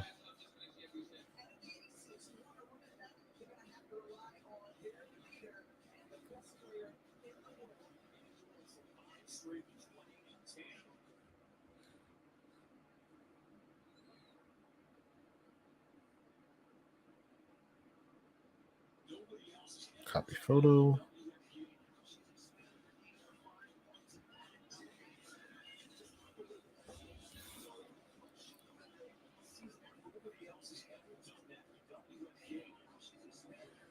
Angel Reese is 14-7.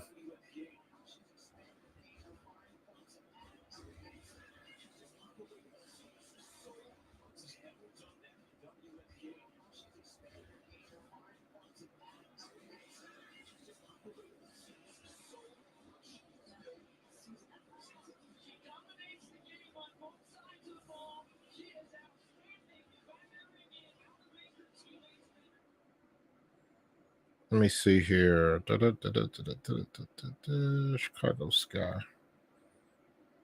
And then got you.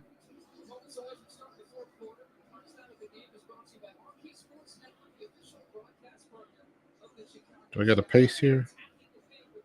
Paste. There we go.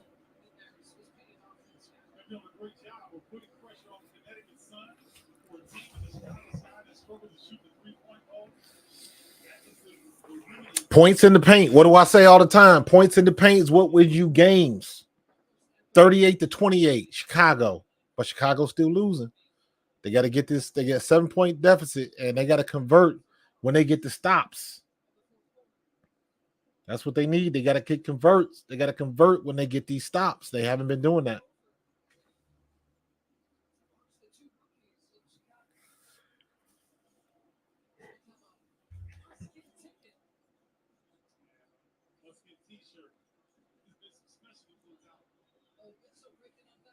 Another turnover, man. Connecticut has got to be. They got to be close tops in the league in steals.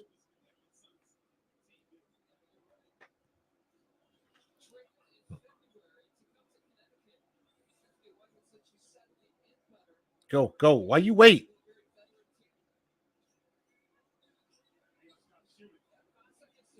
Somebody got to shoot the ball.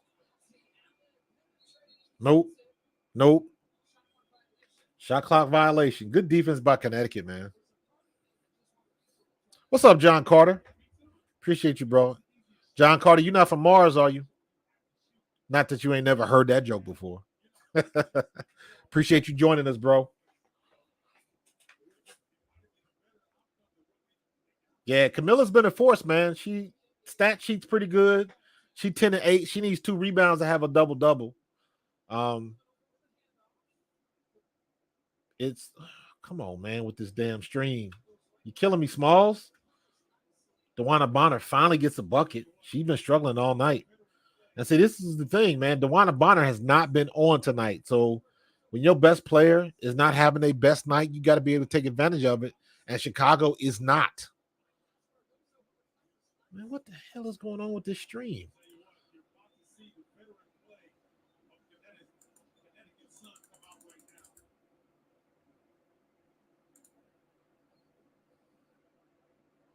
Lord have mercy.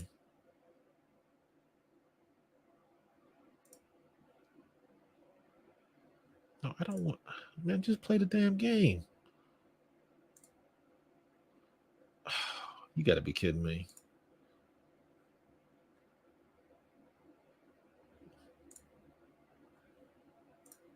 My whole stream just like shut down. This is terrible. So why is it? Lord have mercy. I got an account, man. I don't need to. Sheesh. Careful what she uses it. That is annoying, man. Could use a timeout right now. It's now a 13-point deficit. 13-point lead already. See how quickly that happens? Chicago been in this game the whole time, and all of a sudden, you don't went from a 7-point deficit, now it's 13. John, you laughing at my joke, my John Carter joke? John Carter from Mars. Tina Evans from deep. They needed that. That cuts it to a 10-point lead. Now you're running out of time because you got 6:40 to go. So now all they're going to do is play with the clock, take up as much time as they can. The Shields almost had a steal. Couldn't finish it, though.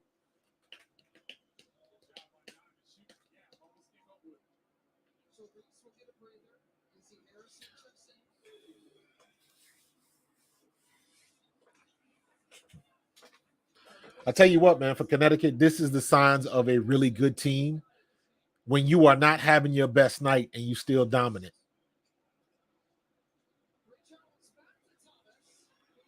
No foul. Mabry gets the block. She's coming down. Alissa's D'ing her up.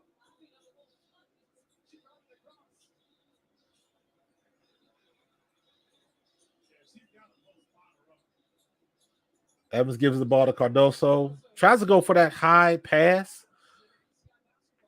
They always trying to do that. But every time Cardoso has to go up to get it, she's either off balance or out of position.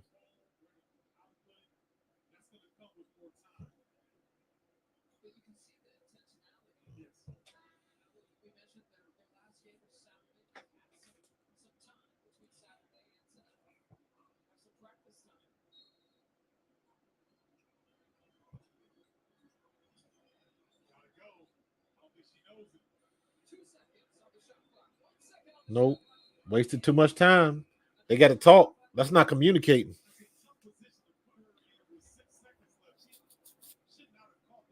No. That's a bad call. He's up the broadcaster saying they shouldn't have had Camilla get that ball with that much time left because she ain't gonna shoot no jumper. And he's right. Alissa Thomas bringing it up at the top of the key, kicks it out. Damn. Great pass by Tiffany Mitchell.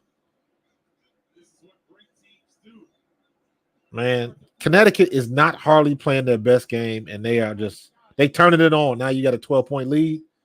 Evans tries to take it to the hole, does not convert. DeWanna Bonner coming back down. When your best player is not on her game, got to be a foul. Finally got it. How many times did that happen during the year that they didn't call that? So props to 33 to ref for calling that. 70-58. Connecticut is in control of this game right now. So sorry, John. Camilla ain't gonna bring this one home. I'm hoping that she get a double-double or Angel Reese gets a double-double. Angel Reese still needs 2 more rebounds. I want to see her get it. Yeah.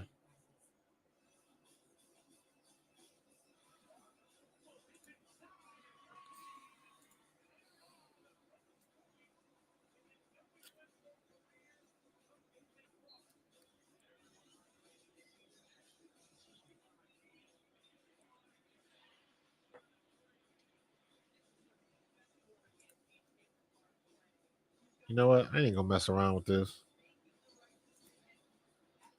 I'll just turn down that because I don't feel like messing around with my.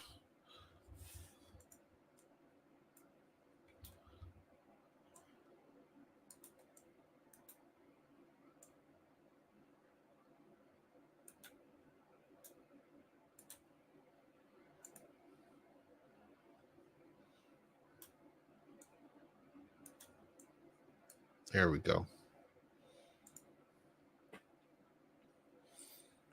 All right. What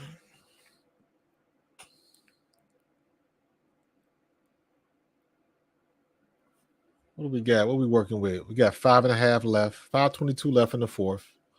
Connecticut is in control. It's been a 10-3 period. Whatever Chicago had in the tank is pretty much gone now.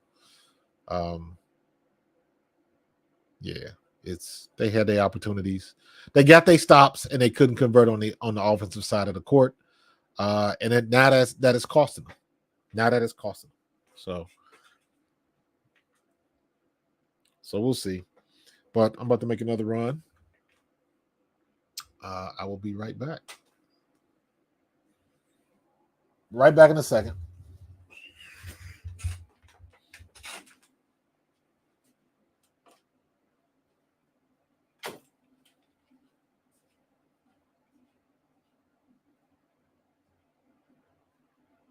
Are you done work? Are you done?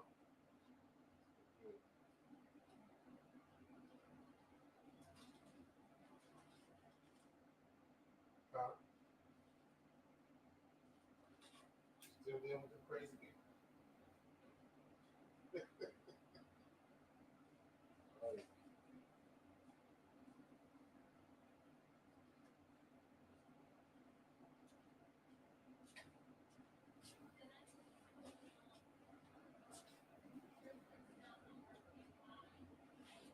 Okay.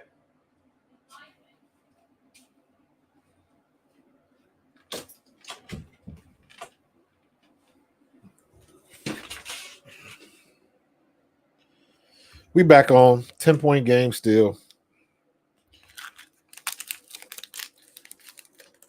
We might be able to call this one.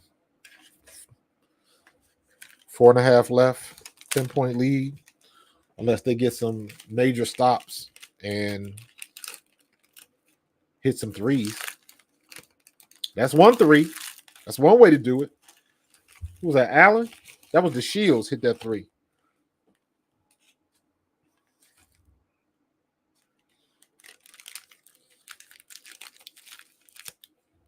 Connecticut's just taking their time. Oh, my God. Jones wide open under the basket, man. Chicago not paying attention, man. This game getting away from them. It's pretty much, this one's over. Connecticut just outlasted them. Connecticut did not play very well. Chicago had some momentum early and just couldn't keep it. Good pass by Kennedy Carter to Angel Reese. Angel Reese with 16 points. I hope she get her 2 rebounds so she can get a double-double. She's had a good game thus far.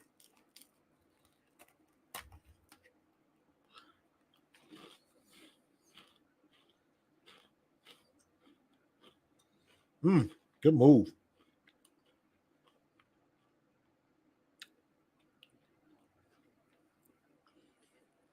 That was Isabel Harrington. That wasn't Angel Reese. Noob Chicago. Said you're not wrong, but first half, Chicago was balling, man. They just couldn't keep pace in the second. Couldn't keep pace in the second. Even the third period, it was still close. And then, Connecticut just kind of ran away with it. Chicago had their opportunities, man. They just didn't convert on the offensive side of the board. They were getting defensive stops and just couldn't convert. Killed them. And now Connecticut is just playing the clock.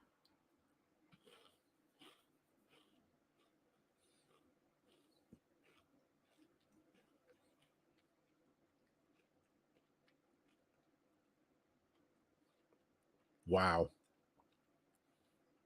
Was that a foul? Mabry got all ball. Was that out of bounds? Good block by Mabry. Mabry is a baller, man.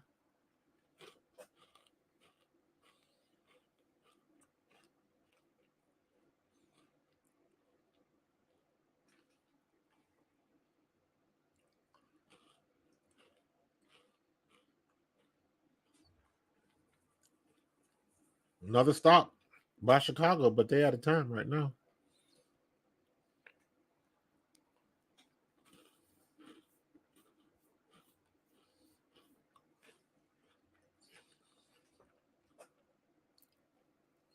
Nine-point game.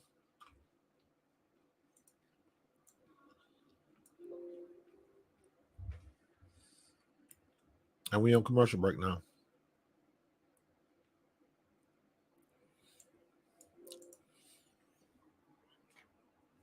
Yeah, it says they had opportunities, man. They just you got to be able to score them points when it's time.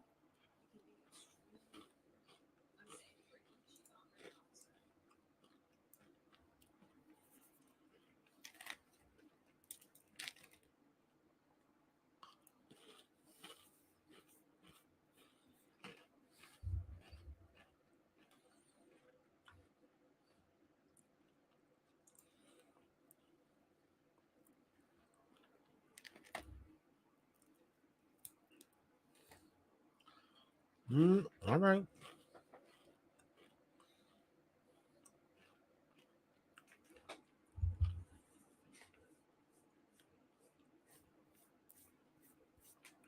You got just 12 people. It's been a slow night tonight, but that's okay.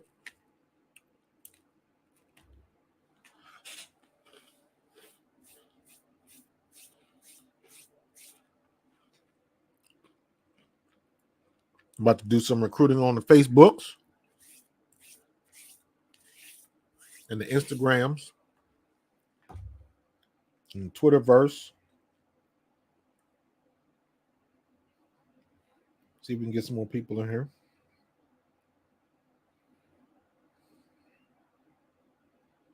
See if she can get it. I don't think Angel Reese gonna get that double-double the way it's going.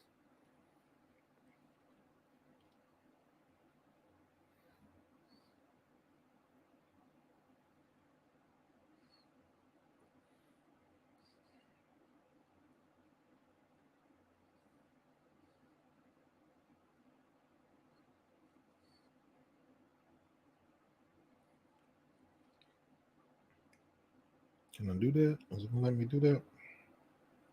Share, copy link. There we go. Since I'm already started, and then Facebook.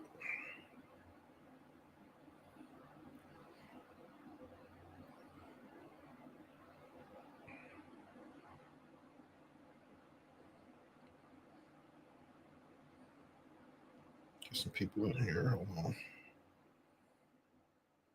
Need my groups here. What we got? 2.5 minutes left. Chicago, the game's not over. It's a 9-point game. So, I mean, technically, Chicago needed 3 and some stops. That's what they need. They needed 3 and some stops. Maybe launches a 3 in and out. Damn, good shot. Just didn't work out for you.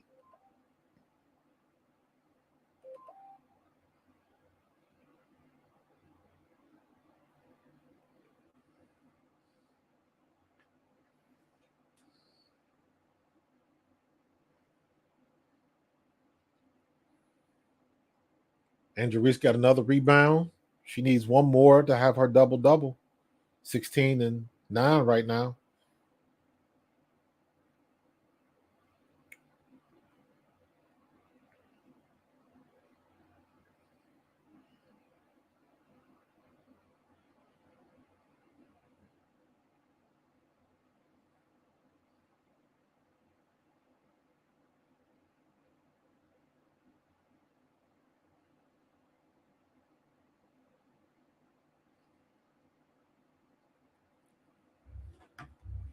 The Shields is on the line with the homemade rec specs.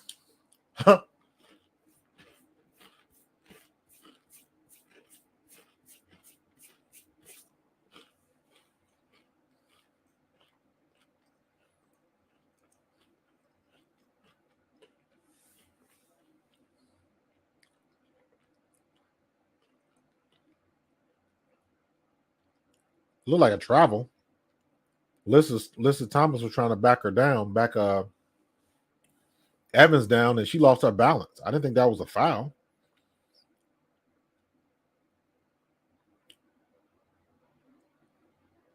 She did kind of grab the ball.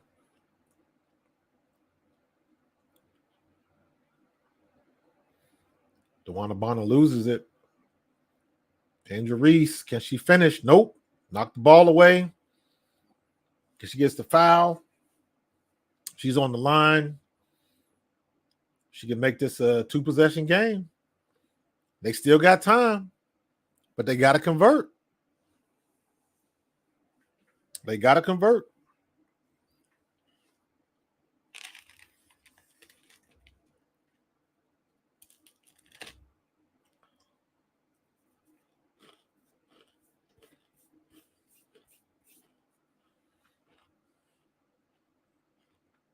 Angel makes the first one. 2-possession game. Angel Reese with 18 points. Good performance tonight. She's been hot on the blocks. Can they get a stop? And can they get enough time? Nope. DeWanna Bonner takes a 3. Off. Snatch the ball.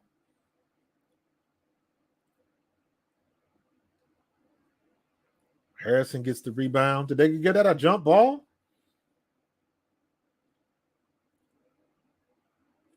She gets in position.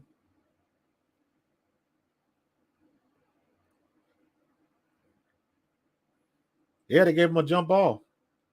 Connecticut gets the ball back. They can eat up some more time on the clock.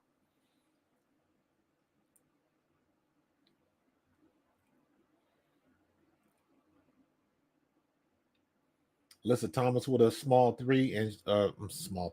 shot, and she makes it. Oh, and she turns the ball over. Oh my God. Almost horrible turnover by Chicago. Angel Reese with the ball.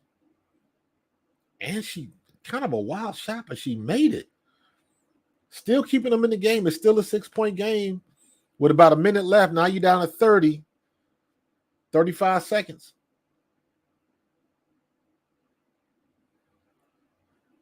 Yeah, it ain't looking good, John, but they still got a shot. If they can get a stop in the 3.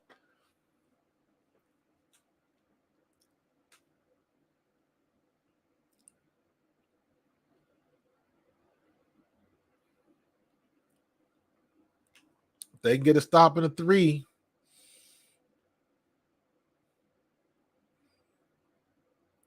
See what they can do. They're trying to make it interesting, but they just can't get over the hump, man.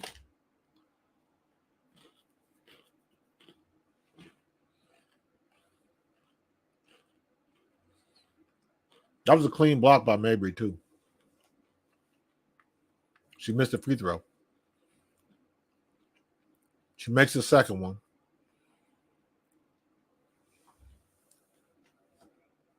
Cardoso's back in the game.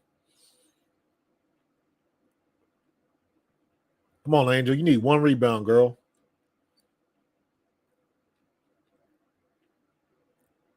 Timeout. 35.5, 79-72.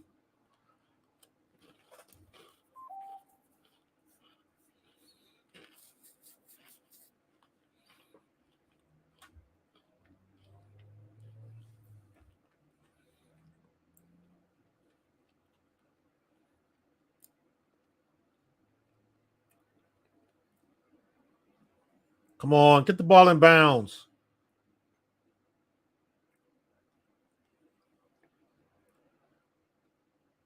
Ooh, good shot. Good shot by the Shields, the deep three, and they needed that. 4-point game, 27.8 left. They still got a shot.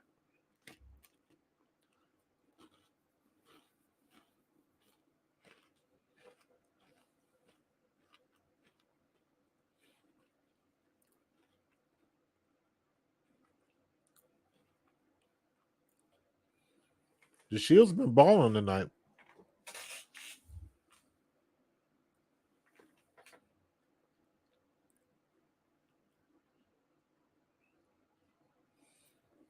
All right. 4-point game. We'll see.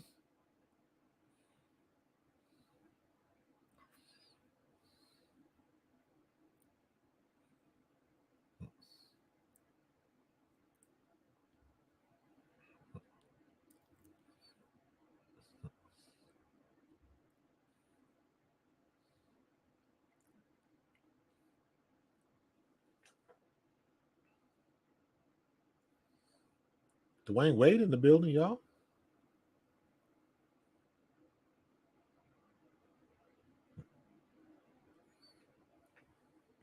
All right. Come on, Chicago. What you gonna do? See if y'all can pull this out.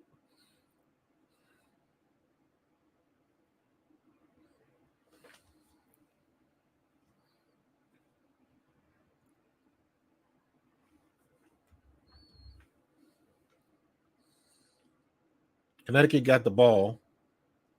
I don't know how they got the ball back, but okay. All right, everybody's quick fouling. Yeah, it might be over. They might run out of time. Because they, if they get the ball, they're just gonna foul.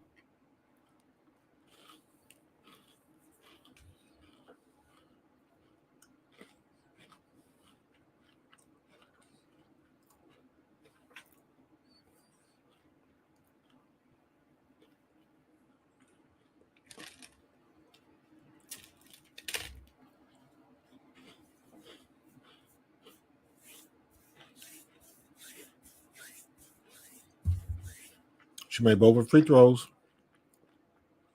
6-point game again. Somebody got to hit 3.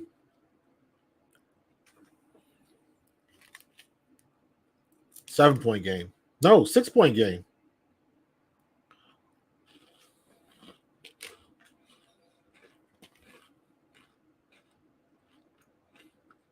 They needed 3 and a stop.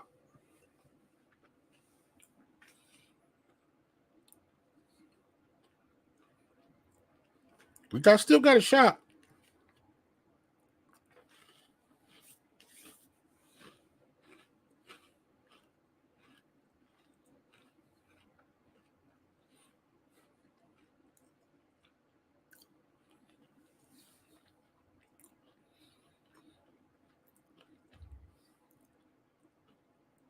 I don't know if this is breaking news. My wife just texted me this. WNBA commissioner addresses talk that Caitlin Clark has been targeted by opposing teams. You too late for that. And she's not being targeted. She's being guarded.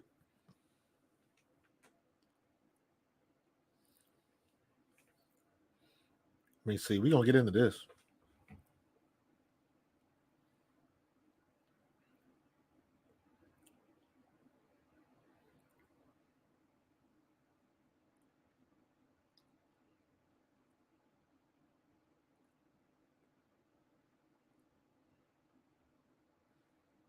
We definitely going to discuss this tonight.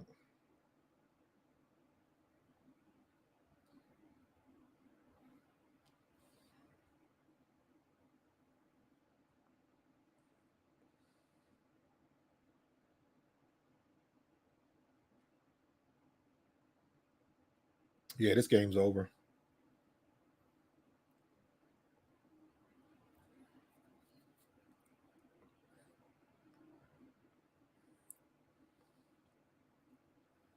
Okay. So, yeah, this is about over, man.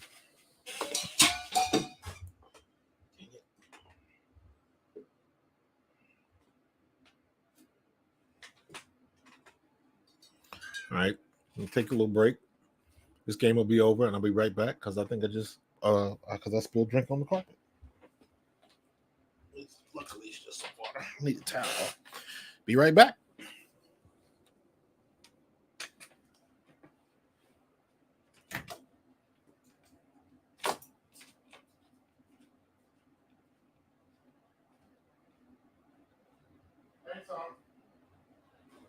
Thanks for that article.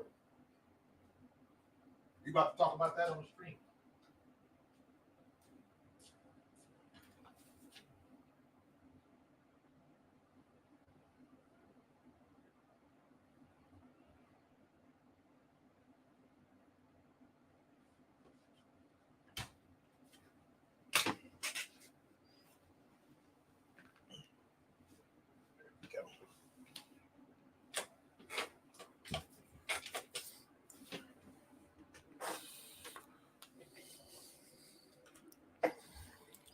All right, that's it. 75, 83-75, Connecticut with the win.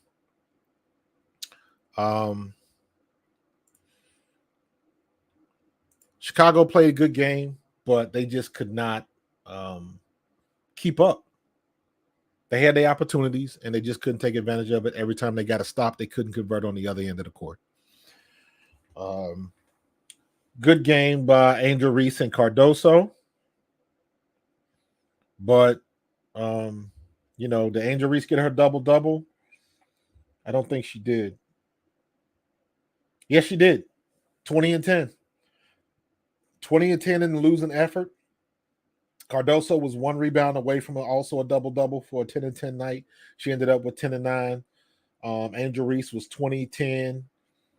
20-10, 1 assist, 2 steals.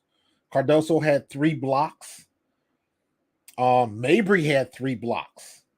Mabry had a good game. 10, 6, 5, 1, and 3. So, and then for Connecticut, man, it was Alissa Thomas was the top scorer. Brianna Jones came in second with 18. So they just down the stretch, man. They just they lost it, man. Chicago lost it. They had the opportunities to come for the win, and they couldn't figure it out. Couldn't figure it out. So they couldn't. At the end of the day, they couldn't convert when they had to. And just lost it, man. Let me see. Where's my game charts here?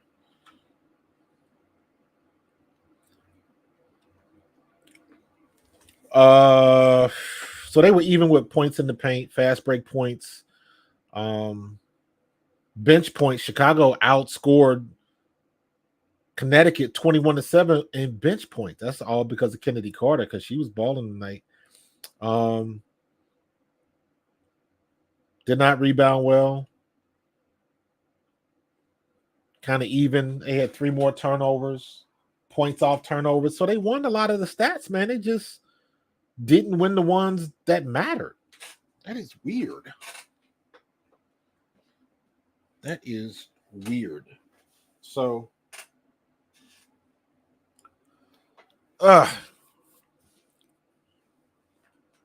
they had their opportunities, man. Angel Reese had a great game, another double-double. Does that up her average?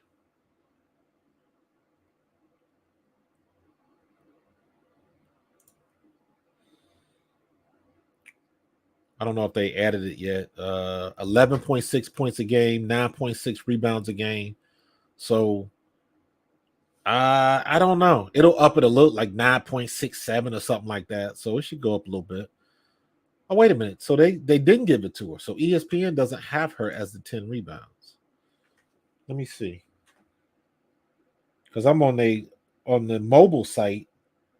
It says 10 rebounds, so maybe they just didn't add it. Let's double check this. Come on. Yeah, they don't have it. Huh.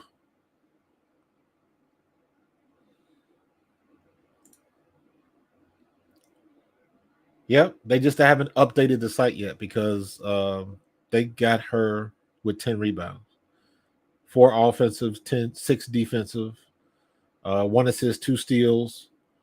She had 4 turnovers, but that's probably was just, a couple times she was trying to dribble down the court, just wasn't working out for her. But great game by her and Cardoso. They had her, Cardoso, and Kennedy Carter. Kennedy Carter had 10, 3, and 3. She had 3 steals, man. Yeah, Tracy. Chicago shot 48% total, but Kennedy Carter was 5 for 11, so that's decent. Evans was 2 for 4. Mabry was 3 for 13. Mabry did not have a good night tonight. She was 2 for 7 from deep. The Shields was 3 for 7, so not too bad. Angel Reese was the only one scoring down low. Everybody else was iffy. I mean, Kennedy Carter, Izzy Harrison was 3 for 3. So they had an okay overall day shooting, 46% from 3. So again, they had their opportunities, and usually shooting like that, what you gonna do? Connecticut shot 21% from 3. So most of their points came from on the floor. Like, what are you supposed to do with that? Just down the stretch. Just didn't work for them, man. Just didn't work for them. That second period and this fourth period, they had their opportunities. They won the first period, and then they couldn't do anything for the next couple. Just couldn't make anything happen. They had plenty of opportunities, and they just could not convert. They just could not convert. So I don't think I think Connecticut, and I'm just looking at their starters. DeWanna Bonner came on in the second half because she did not shoot well in the first, and she ended up 9 for 13. Hold on, that's not right. I'm sorry. That's Alissa Thomas. DeWanna Bonner, 34 minutes, 4 for 16 from the floor. She did not hit 1 3-pointer. She's 0 for 7 from 3. She was 8 for 9 from the free throw line. DeWanna Bonner was Alissa Thomas was 9 for 13. Brianna Jones was 7 for 12. Taisha Harris was 4 for 7. Carrington was 2 for 7. Carrington didn't have a particularly good night, but it wasn't that bad. She got 9 points, 1 for 2 from deep. 2 rebounds and 1 block. So she was all right. But for the most part, DeWanna Bonner, 16 points. Alissa Thomas, 20 points. Brianna Jones, 18 points. Taisha Harris, 13 points. So they were spreading it around.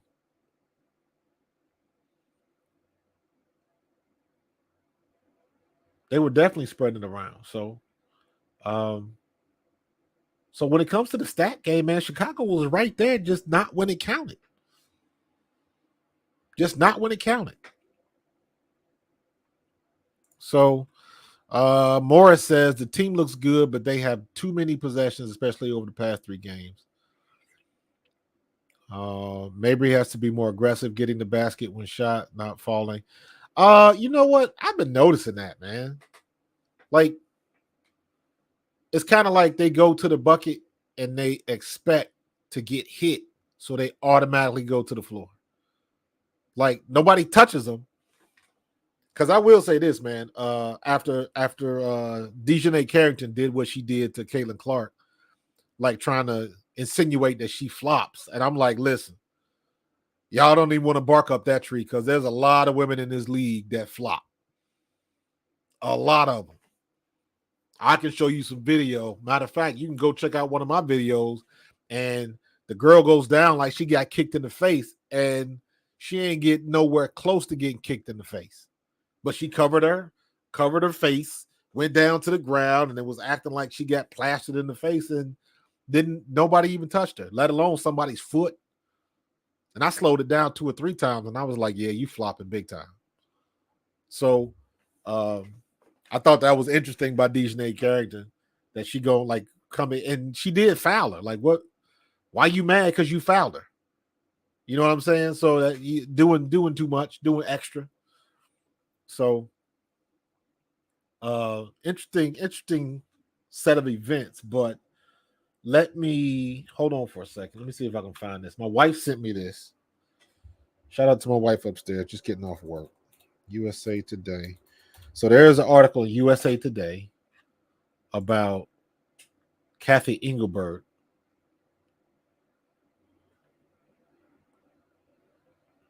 See if I can find it.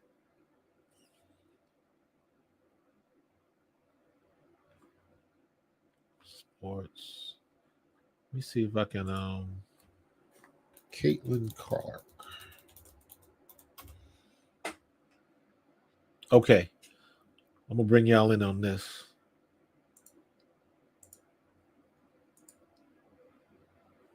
Oh Lord, what did I just do? Okay. Hold on for a second.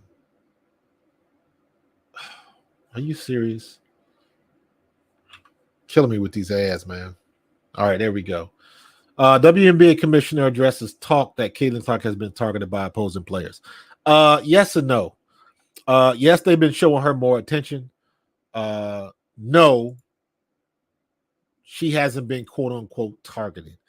And you got to be careful when you saying that because she the rookie, she the one that got most eyes on her. So people gonna be gunning for her. So if you want to look at it like that, okay, but that ain't nothing new, and that's standard practice in any professional league. You the one got all the eyes on you. You the one got all the NIL deals and the contracts and stuff like that. You got the shoe deal, so everybody's coming for you. That's just the way it goes when you a rookie and you got a lot of fanfare behind you. I mentioned earlier, we talked in the show when I was talking about you look at Tiger Woods, you look at Danica Patrick, you look at Dale Earnhardt Jr., you look at LeBron. When you are a rookie in a league and you got a lot of hype behind you, but not much experience, everybody's gunning for you. Everybody's gunning for you. I used to say the same thing.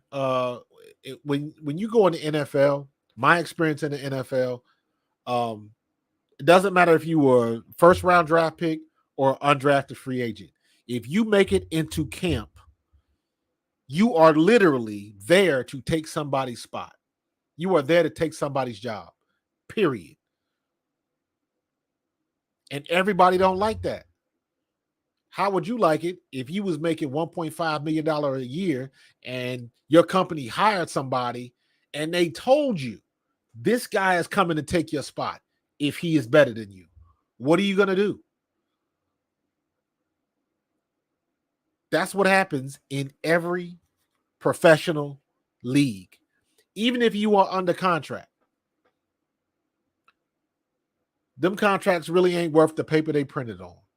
Because at the end of the day, you can sign all of that money. You get your signing bonus. You pop an ankle, an Achilles, knee, break an arm, shoulder, something like that, and your career can be over. Just like that. Regardless of what you signed for, why you think all of these players try to get their money early?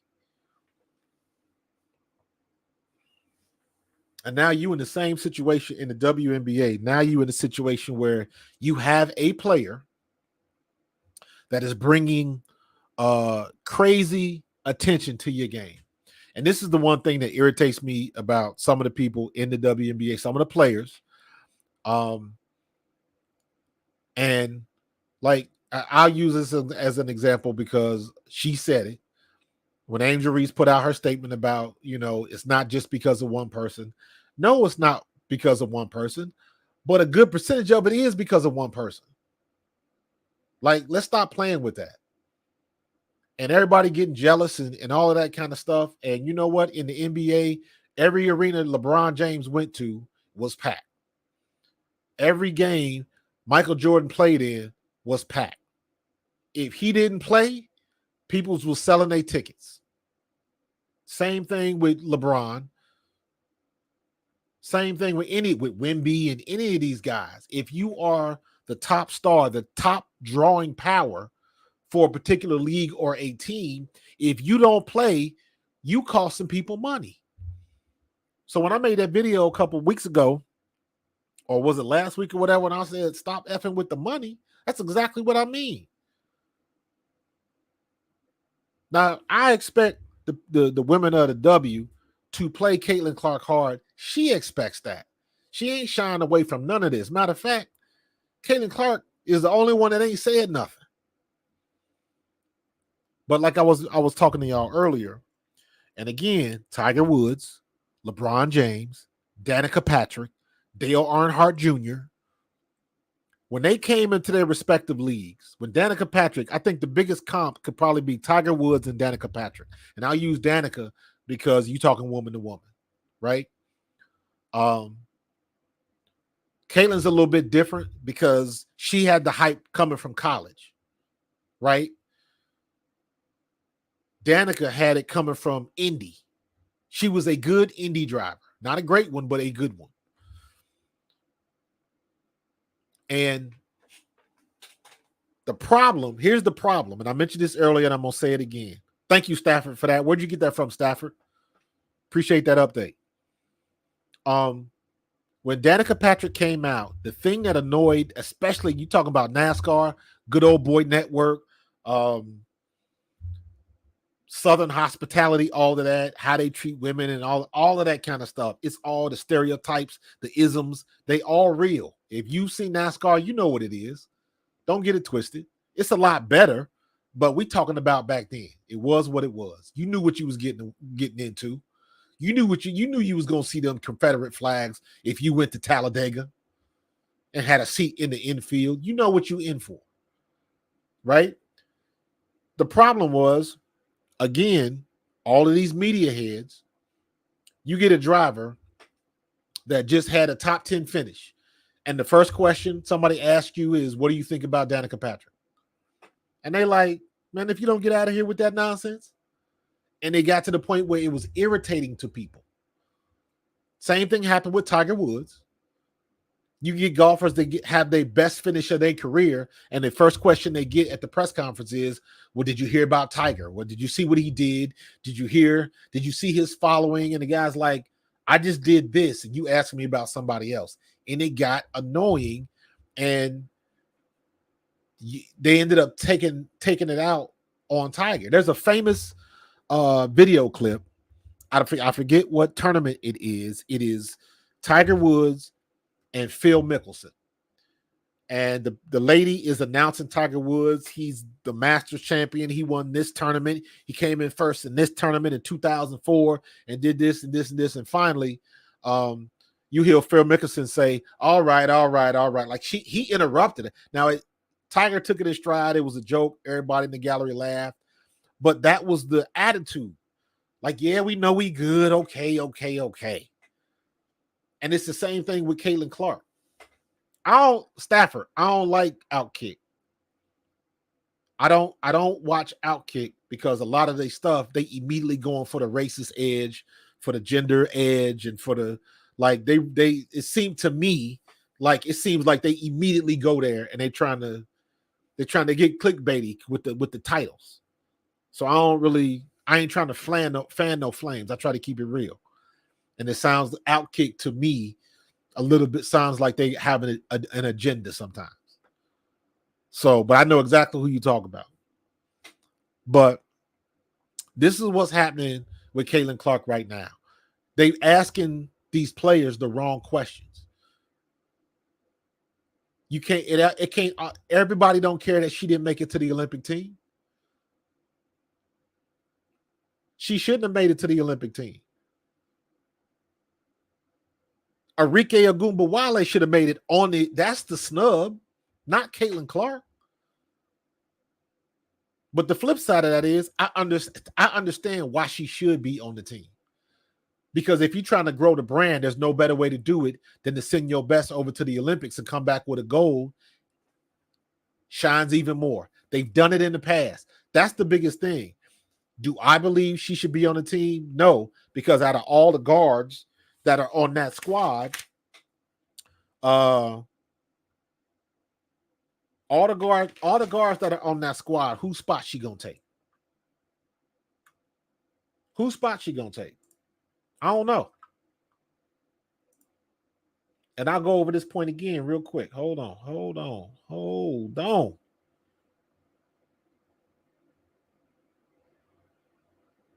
Damn it, where'd it go? There we go.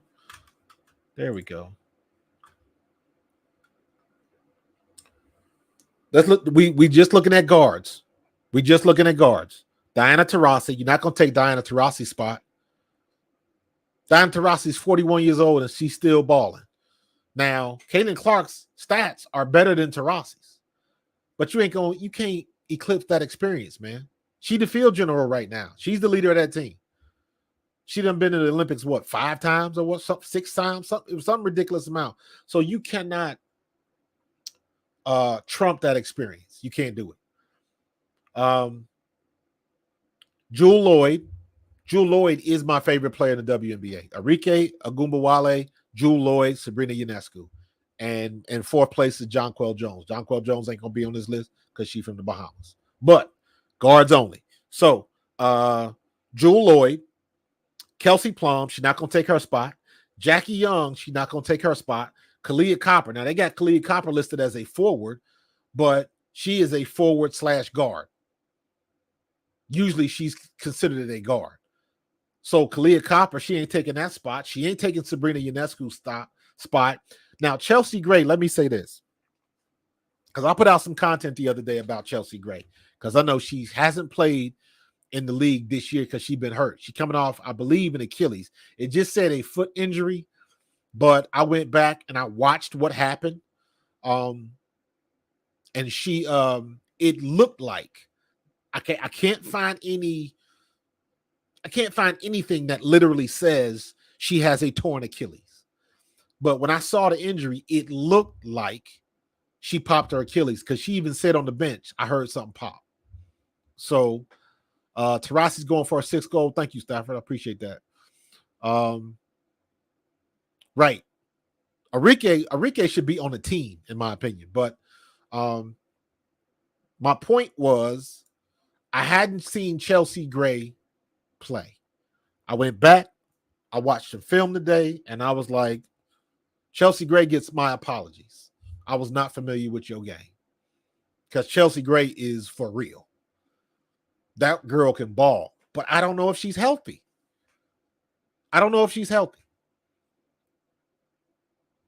Yeah, but she should pass the torch, but who's she going to pass it to? And that's not her call. Listen, I am not a Diana Taurasi fan. I do not. I think she is a dirty player. I call her Dirty Diana. She is a dirty player, and I got plenty of film to prove it. Cheap shots. She always put a little extra mustard on the fouls and stuff like that. But she play hard, so I'm not going to fault her for that. But she is a little dirty, so I don't particularly care for that. But I am not going to take nothing away from her game. What, last week, didn't she drop 7 threes on somebody? The girl can still ball, period.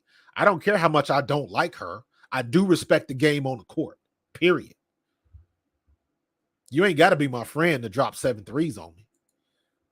But Lolena, I agree with you. She should pass the torch, but what you going to do? She's 41 years old, and she's still in top 25 scoring in the league. That ain't bad. And don't nobody on the team know the Olympic experience better than her. So she's the field general. So I ain't mad about that. Ain't nobody else on this team Caitlin Clark going to take their spot from. I don't see it. Now, Jackie Young, I would take a Arike over Jackie Young. But that's just me. It's not like Jackie Young ain't no good. I just like Arike better. So, and here's the one thing you got to remember, right? Do I think she's one of the top guards in the league? No. She is a pretty good shooter from deep, but so is Ionescu, so is Jewel Lloyd, so is Kelsey Plum. So is all of the other guards on this list. So you can't use that. And what it comes down to is you don't want to give her that from a popularity standpoint. Having said that, however, comma, there have been times in the past where Olympic teams have gone against the narrative and they taken somebody young, and I think they were talking about today when they took Christian Laettner when they should have took Shaquille O'Neal. But Christian Laettner, Duke, you wasn't going to get bigger than that. They just won a national championship. And you go back, I believe, Diana Taurasi's first year that she went to the Olympics, Gino Auriemma was the coach. So, and I'm saying that to say, if Cheryl Reeves wanted Caitlin Clark on the team, she would be on the team. So it's the coach's decision. And I don't mind that. I expect these women to go over there and just dominate. They might get a little scare or a close game with one of the Russian teams and maybe the Italian teams or something like that. But I don't see nobody beating our girls. I don't see it. Our women are fierce over there. We ain't lost in like 7 Olympics or something like that. It's ridiculous how dominant we are. So I understand that. You want a veteran team, you got a veteran team. And just go with that. The hell with what everybody else says.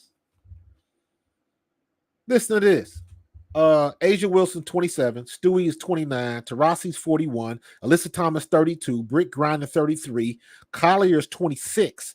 Jewel Lloyd is 30. Kelsey Plum is 29. Jackie Young is 26. Kalia Copper is 29. Sabrina Ionescu is 26. And Chelsea Gray is 31. So the youngest person on the team is 26 years old. This is a veteran team.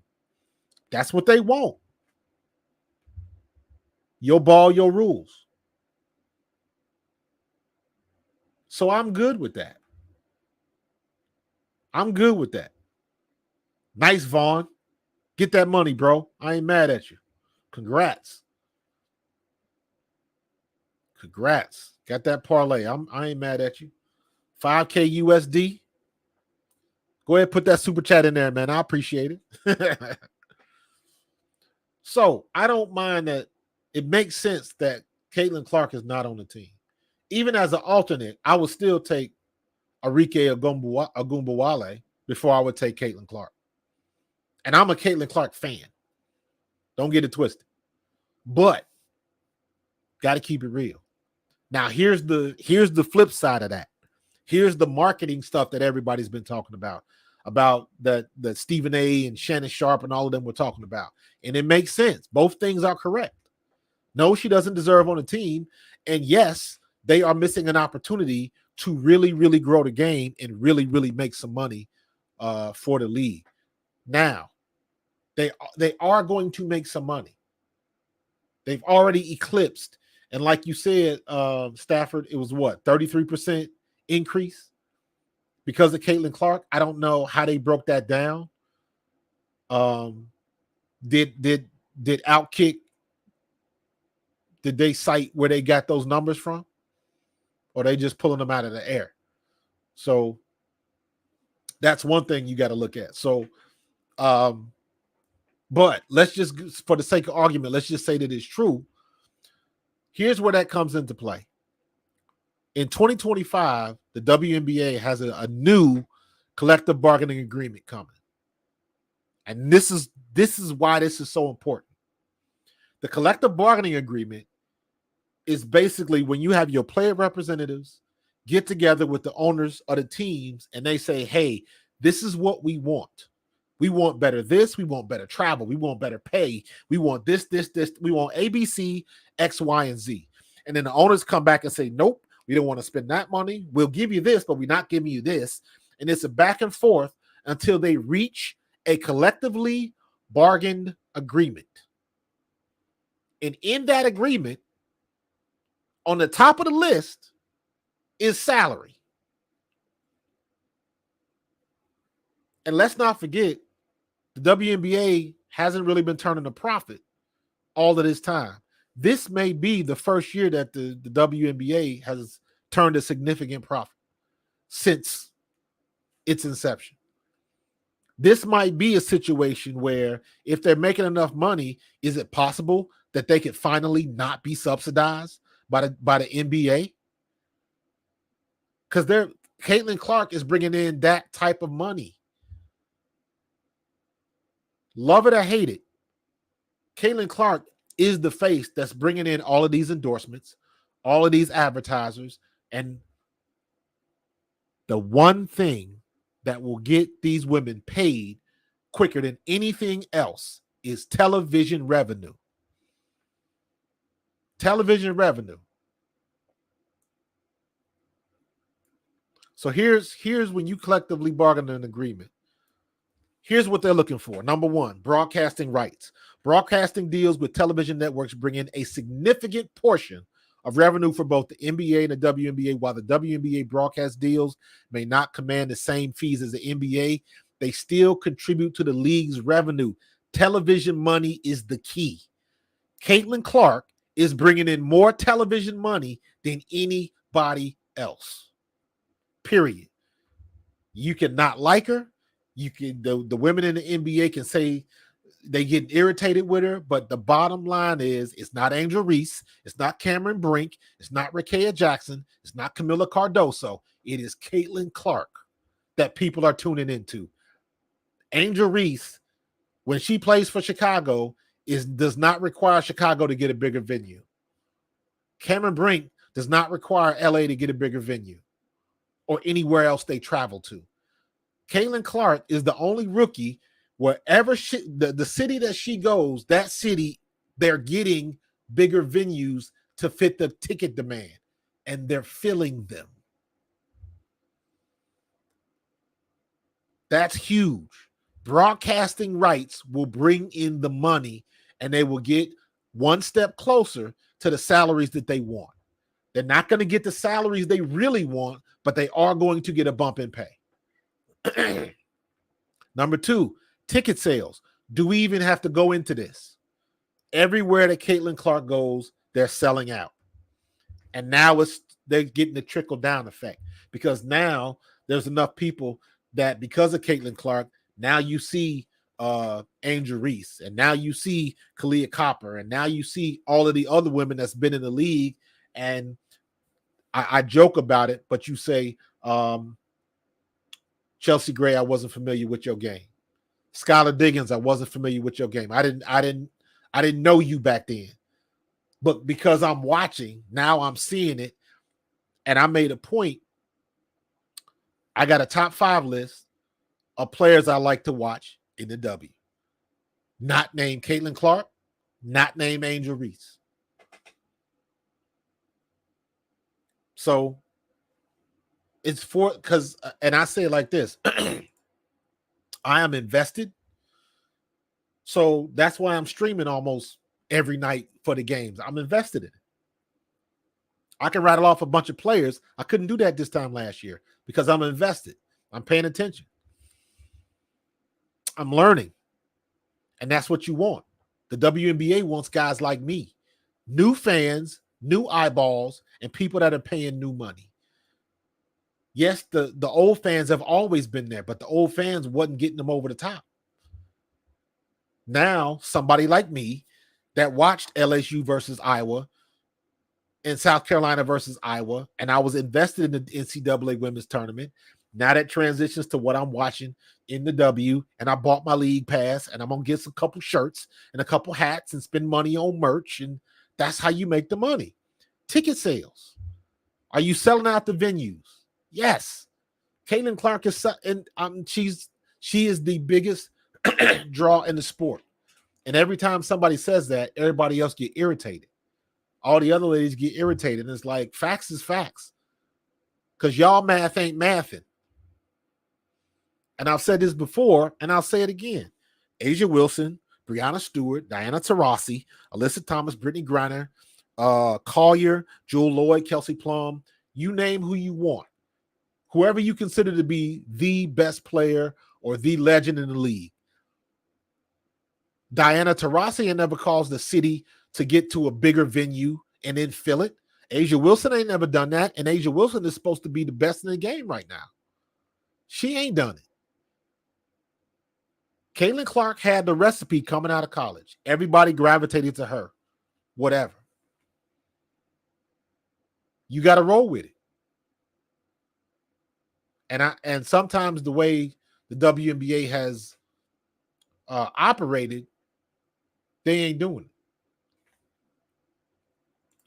And her, I agree with you 100%. And I did a video about that.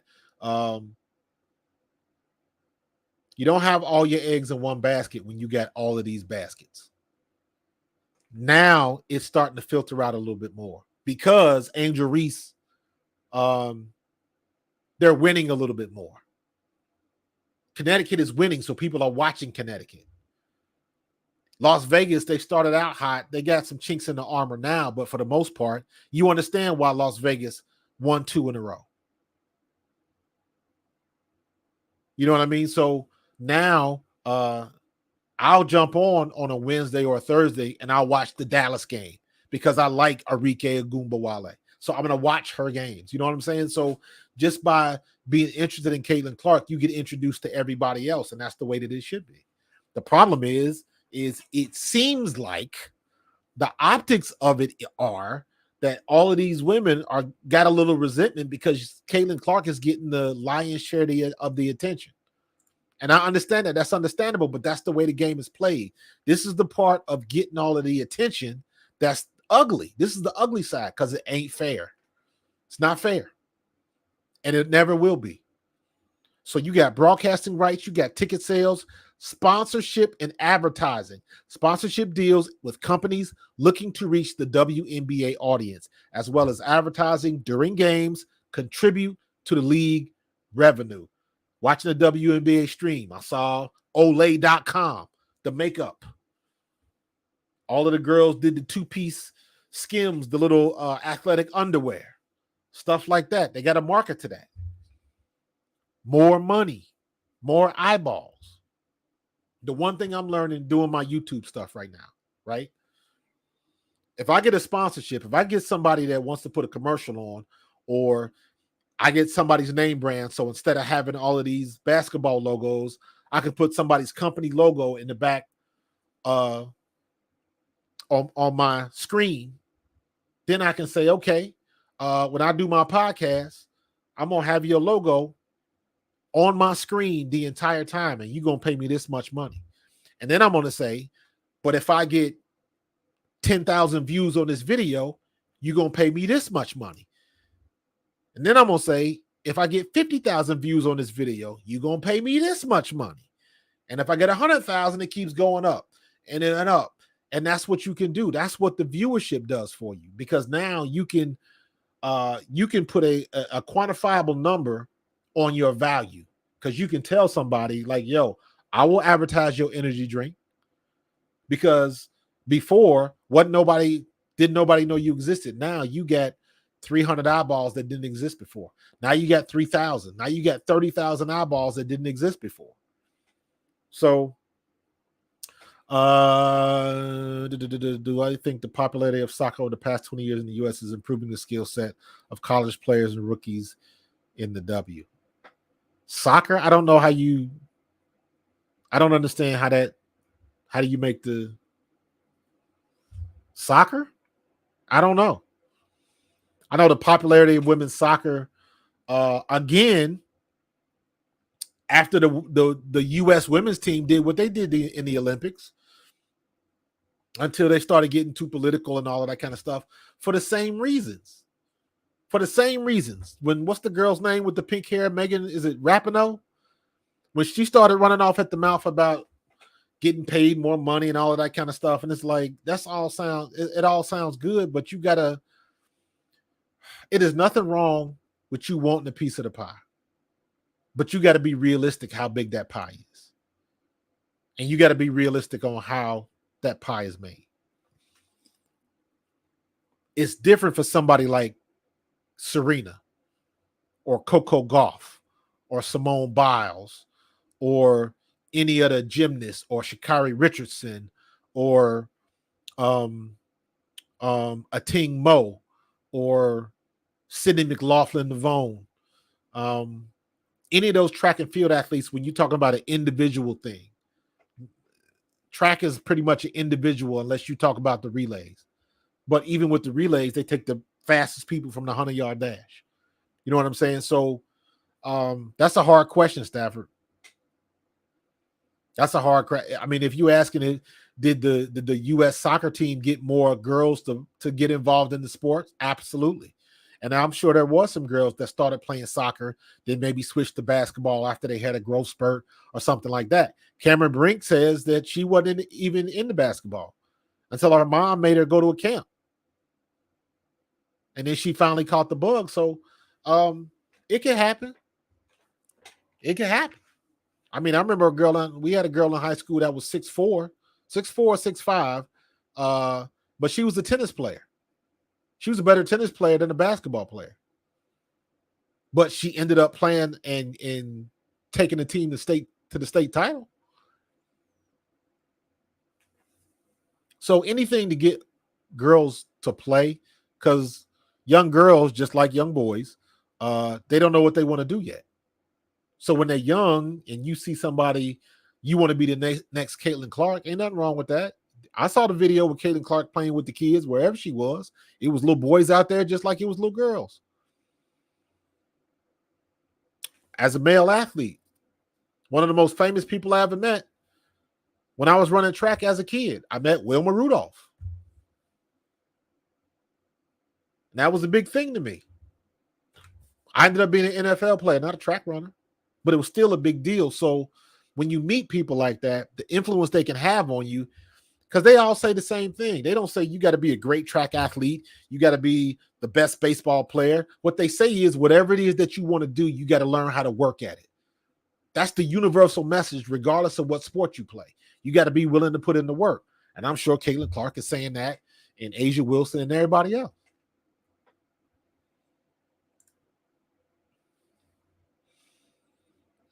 From that standpoint, Stafford, yeah, absolutely. Footwork. I made the joke with who was I talking about? Was it Aaliyah Boston? I was talking about somebody with bad footwork. Because I know I mentioned Caitlin Clark, her side to side, her lateral movement side to side is not good. People, they blow by her with no problem. And it's not that she don't work on it. She's just not quick. So I made a joke, but I said people that don't have good feet, they need to play Dance Dance Revolution, DDR. If you've seen somebody play DDR, look it up. And you see the rhythm, and you got to force your feet to move, and you got to understand what square they're supposed to be in and stuff like that. And you can get a lot from doing stuff like that. Anything that makes you move your feet quick, agility drills, things of that nature. That's the point. So, and back to our original point, the final point, the fourth point is merchandising, sales and merchandise, jerseys, merch, hats, t-shirts, all of that kind of stuff. That generates revenue. Buy a golf shirt. That money goes to the league. Get your league pass for $40. That goes to the league. I'll support. I got my league pass, and I'm gonna eventually get my merch. I'm gonna find me a couple golf shirts, an Indiana one, an Atlanta one. I'm a graphic designer, so I'm looking at the logos. I like the logos. I like the Las Vegas Aces logo. So I'm gonna get some golf shirts. I like the New York Liberty, and so that's what I'm gonna do. But those are the tenants they need: broadcast rights, ticket sales, sponsorship and advertising, and merchandise. And they got all of that. And because I don't give a damn what anybody in the W says, the jump that they have had in a big way is from Caitlin Clark. And they just hate to admit it. The first thing they want to say is, we've been building this for years and we've been doing this, and ain't nobody discredited that. But sometimes you need a boost. You've been rowing the ship and you've been going, against the current. And now you got somebody that just basically gives you the ginormous gust of wind that can make your job easier. And the optics is that you don't like her. The optics is that you got a problem with her. You got it out. You're fouling her too hard. That's the optics of it. And they can't even figure out a way to smooth that out. And in my opinion, it ain't necessarily the players, because if you go back and look at what the WNBA has been doing for the last 4 or 5 years and longer, they've been playing like this. They've been playing physical. It is not anything new. What Caitlin Clark is getting right now, Candace Parker got it worse 7 years ago, 8 years ago, whenever that was her rookie year. Taurasi got it. Breanna Stewart got it. Everybody got it like that. The problem is there has never been anybody to bring this type of attention to the WNBA like Caitlin Clark has. They had better numbers when it first started, when they were still a novelty, but that wore out quick. But they were coming off the, Cheryl Swoops and them winning the Olympics and all of that kind of stuff, because collectively as a social conscience, that's when we started paying attention to all of that kind of stuff. Now, with social media, NIL deals, and all of that kind of stuff, and look at what Caitlin Clark was doing at Iowa. That is not by accident. You had people going to a college game that were buying tickets at 6 o'clock in the morning, and the game didn't start till 8. That's what type of L. Duncan said it best. You do not come up with these people. They do not get popular in a vacuum. The public has to demand what they want to see. And there are systems in place that will tell you what rocks and what doesn't. After every video I produce, whether I do it live like now, or I produce a video and just upload it, the next day I am on YouTube analytics so I can see what it is telling me to do. And I say this all the time, and I will continue to say this all the time. I am a former NFL player that created NFL content. That was the purpose of my YouTube channel. And now I'm doing the WNBA. You know why? Because the analytics said this is what's hot. I'm going where the algorithm tells me to go. The Philadelphia Eagles ain't going nowhere. In a couple of months, I'll be all in the training camp, and it'll be all Eagles. The WNBA season will be over, and I'll be on to the next thing. But I go with where the algorithm is telling me to go. And the algorithm told me, a former NFL player, to cover the WNBA. So guess what I'm doing? And you know what? Because of that, the numbers have jumped. My website, my YouTube channel is growing. I'm always getting subscribers. So make sure you'll subscribe, by the way, Stafford, her account. Anybody that's new, Karen Dudley, I see you up there. Everybody, make sure you subscribe, because I appreciate you, and that's how I grow. But ever since I started doing more and more content on the WNBA, I've been growing.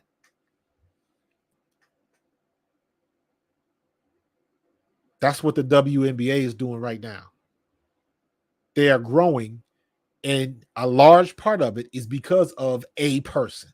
And that's the thing that everybody gets irritated with. It is because a person, one young woman came into the league, and for whatever reason, she was the spark that they threw on that powder keg, and it just blew up. And that was the boost that they needed.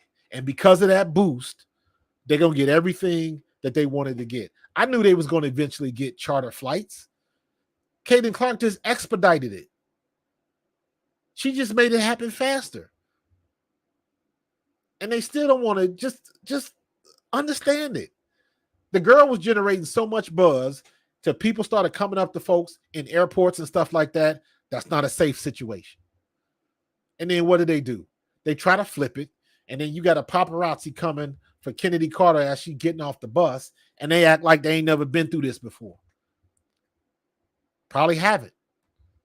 But that's part for the course when you get popular. Now that you mainstream, the WNBA is mainstream now, and you got to act like it, and you got to expect some things to happen. Paparazzi happens all the time in the NBA. And what do the WNBA women say? They want to make that, they want to be equal to the NBA in money and all of that kind of stuff. This is what comes with it. And y'all mainstream now. They talking about Caitlin Clark and the WNBA on every major network. Mainstream. So you got to take the bad with the good. This is what I wanted to show y'all. Hold on. I did this video today, I think it was. Hold on. I laughed out loud on this one.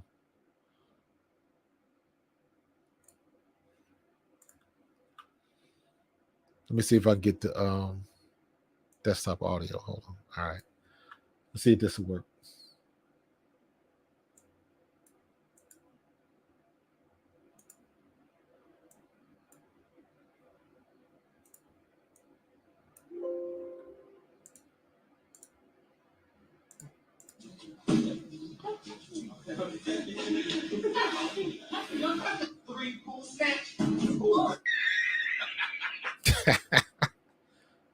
Oh, we'll play it again. That's the WNBA.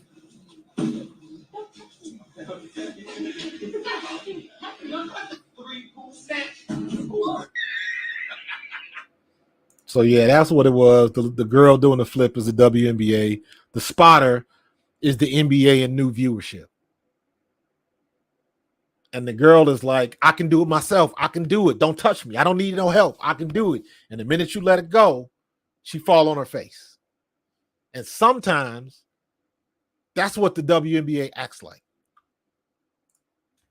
Or I should say, that's what some of the players and how they, some of the answers, it leads you in that direction.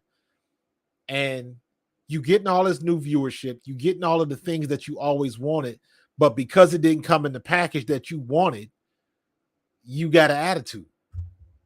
Those are the optics of it. It that's the best way I can describe it. That's the best way I can describe it. So, yeah, Stafford, CC, she caught fire because of their style of play, but at the end of the day, if she wasn't making them shots, the hell with the style of play. To me, that doesn't matter. What matters is that when she shot the ball, it went in the bucket. And she was steadily climbing the ladder, and she became the number one to do it in college history. Now, you can get mad and people can say, the records they didn't pay attention to, and that's all true. But everybody had already jumped on board. So she was already leading the way. So it is what it is. Absolutely, Bow. Welcome to the spotlight. You got to take the good with the bad. So you got to, with all of the eyeballs y'all getting now, and if you go back and look at 4 or 5 years ago, after the games and all of that kind of stuff, what was that line like for autographs? Was it 15, 20 people, or was it 100 and 200 deep like it is now? You got to take the good with the bad, and to hell with how it happened. It happened. And I think that's a situation where a lot of the girls in the W, they're getting irritated because they keep asking her about Caitlin Clark, and they want to say, well, I've been here for years. And it's like, you've been here for years, but didn't nobody care? Wasn't nobody watching? And that's a fact. Christine Brennan, I'm working on the video about that right now. That's part of the stats I was giving you.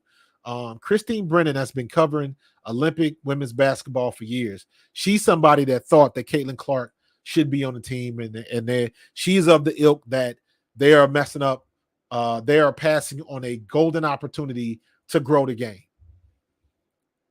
But she said, and mind you, this is somebody that is very respected in the league, very respected in the broadcast circles and news reporting circles. She's no slouch, and she's been doing this for a long time. And she said when she heard the reports that the coaches didn't want Caitlin Clark on the team because of the backlash from her fans, she said she thought it was laughable. Then she heard it from two other people that were just as credible as her. And she knew it wasn't no joke. And she said that she was getting calls from other countries that were looking forward to covering Caitlin Clark. Caitlin Clark is global now. She is a global brand. And when you have that type of attention, you got to take it and run with it. Everybody all week with Stephen A. Smith and Monica McNutt and all the people that was in all of that hoopla and Joy Taylor and all of them, that they've been talking about it every damn day. But the one thing that they always bring up is when Michael Jordan came into the league and Daniel Stern changed the rules because he was an offensive player and everybody wanted to see him dunk, and he couldn't dunk from the floor because the Detroit Pistons was killing them. When you talking about somebody getting smacked upside the head, if you are not 30 years old, you never saw the Bad Boys from Detroit play, go on YouTube and look it up. That brand of basketball, we never see that again. That was physical basketball. But David Stern recognized that Michael Jordan was the future of the league, even though Magic and Bird had just started 4 years earlier. Because Magic and Bird, Michael Jordan, ESPN. They all worked off each other. They fed off each other. Rick Mahorn, X-Man McDaniels, all of them, Isaiah Thomas, Lane Beer, all of them, they would punish you coming down there, man. They would punish you. But that was the brand of basketball. But David Stern could see, and he knew he couldn't keep that up because people were showing up to watch Michael Jordan. And then when ESPN became a thing and Sports Center became a thing, and you watched the highlights in the morning and right before you went to bed, every Sports Center highlight show was a dunk. And David Stern saw that. So what did he do? That's where the Jordan rules came from. He understood what people wanted to see. Even now, why do you think they started doing all this stuff with load management and all this kind of stuff? Because if you here in my area in South Jersey and Philadelphia area, and you spend $150 on a ticket to see the 76ers and Joel Embiid is sitting, you pretty pissed. Tyrese Maxey is sitting.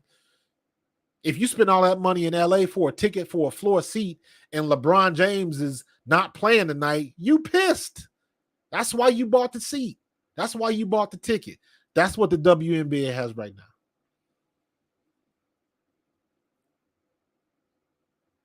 Yes, the people are crowding in to see Angel Reese and Cameron Brink and Rakia Jackson and Aaliyah Edwards and all these other women from this rookie class. But you cannot deny Caitlin Clark has taken it to a whole nother level. You can't deny that. Facts is facts. Look at the attendance. Look at the revenue when she plays and when she doesn't play. Yes, you got 10,000. You averaging 10,000 a game when you used to average 7. But when Caitlin Clark shows up, now it goes up to 17 and 20. Y'all can count. Just don't discount it, man. It is what it is, and just roll with it. Everybody's using the same phrase. A rising tide raises all boats. Everybody's saying the same thing. And some of the women in the WNBA is kind of like they trying to swim upstream. Like take the ride. Don't do it. Work smarter, not harder. Let her make you some money, because all of this shit is going to be forgotten when they get this new 2025 CBA done. This collective bargaining agreement is what it's about, and they can sugarcoat it all they want it. And mark my words, everybody's going to be like, hey, we've been working on this for years. We've been grinding for years. And they're going to try to make it like the stuff that Caitlin Clark has brought to the game don't have nothing to do with it. I'm telling you, they're going to do it, because they already been showing them the spiteful part of it. And it's not Caitlin Clark's fault. Caitlin Clark ain't said shit. She ain't said nothing to nobody. She keeping it about business. They say something bad about her. Oh, it's just competition. Ain't no hard feelings. Kennedy Carter ain't got to apologize to me. And She been on point. It's everybody around her that's losing their shit. What do you think about? I ain't got no opinion. Like, come on, Kelsey. That's your own teammate. Make something up. That's just not a good look. And that's not going to help you. You want to hang around till you get to this new CBA so you can get paid. So, yeah, man, it's all about marketability, bro. All about marketability. So, I don't think I would not want to see them lower the rim. I know Shaq said that. A couple people have said that. I wouldn't want to see that because I don't want to see all them girls trying to dunk on everybody. Because you know what? If you lower the rim, that'll just bring to light that most of these girls can't jump like that. There's only a few girls that got hops like that. Brittany Griner can't really jump like that. Brittany Griner 6'9". She got big girls disease. So she can jump, but even at her height, she ain't jumping with two hands. You know who can jump? Toby Fournier can jump. The 17-year-old that's about to go from Duke, that's about to go to Duke, the girl from Canada that been dunking with two hands since she was 15 years old. She got hops. Ashlyn Watkins got hops. So you lower the rim to 9 feet, you still ain't going to have too many two-handed dunks. No, you ain't going to see no tomahawks. You ain't going to see that. You're just not. You're going to see him barely getting the ball over the rim, one-handed jams. That's what you're going to see. And it's only going to be a few people that do it. I don't want to see it. Leave the rim where they are. I want to see more three-point shots. I want to see that long-range game and keep banging the boards like the NBA used to do. So I don't want to see him lower the rim. Yeah, Stafford. CC is handled like a rock star. She keeping it about business, man. Keeping it 100. That's all she got to do. Let everybody else talk themselves in the corner. Because guess what? Whether people like it or not, Caitlin Clark is the marketable one. And anybody that's talking bad about her, what it's going to turn out to be is, well, that's not what our brand is about. And you missing opportunities. Because guess what? She ain't gonna be in all of them State Farm commercials by herself.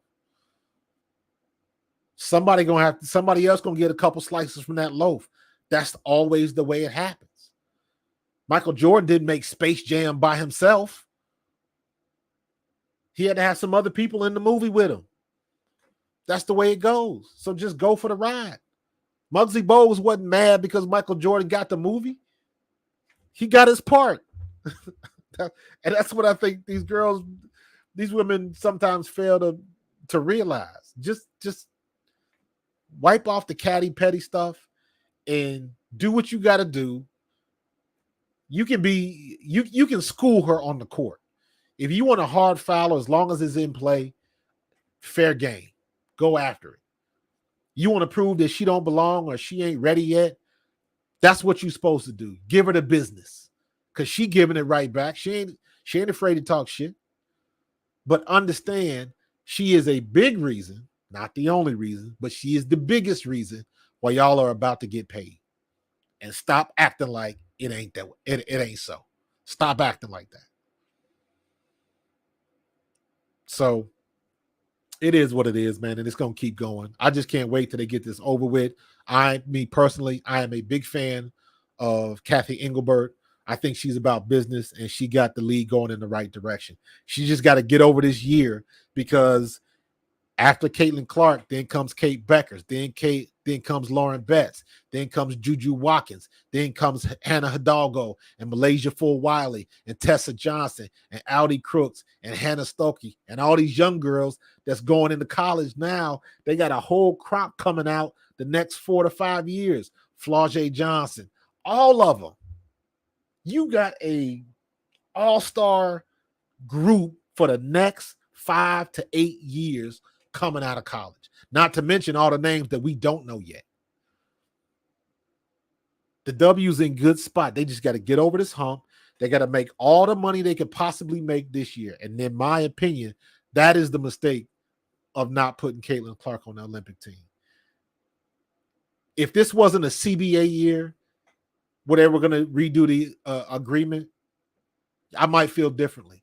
But because they're going to redo the collective bargaining agreement, every plum nickel that they make is important, because that gives Kathy Engelbert the leverage to go in and say to her advertisers and the television deals, look at the ratings we got.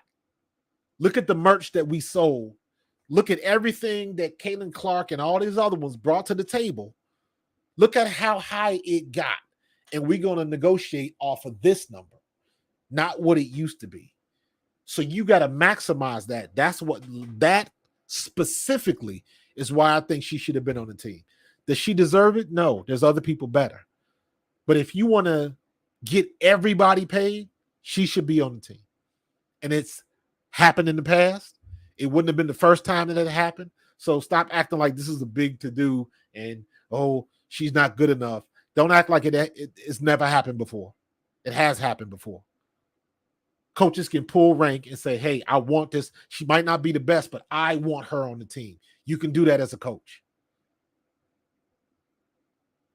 So they just got to get over this, all of this cattiness, and just get to the point where they can get to the table and they can work these deals and everybody can get paid. Everybody going to get paid.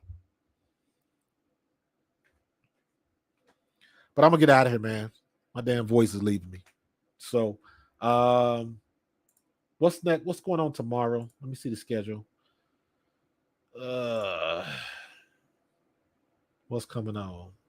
Connecticut, Chicago. Tomorrow, you got Atlanta and Indiana, Seattle and Dallas, and then you got Las Vegas and Phoenix at 10. So I'll probably do Atlanta at Indiana tomorrow night. So yeah, come join through. And we're gonna do it again.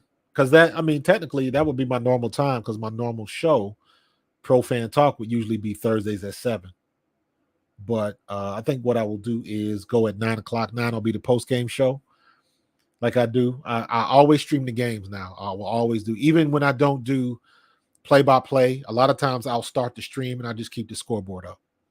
So Angel Reese did look good, BBG. Yes, she did. Double-double.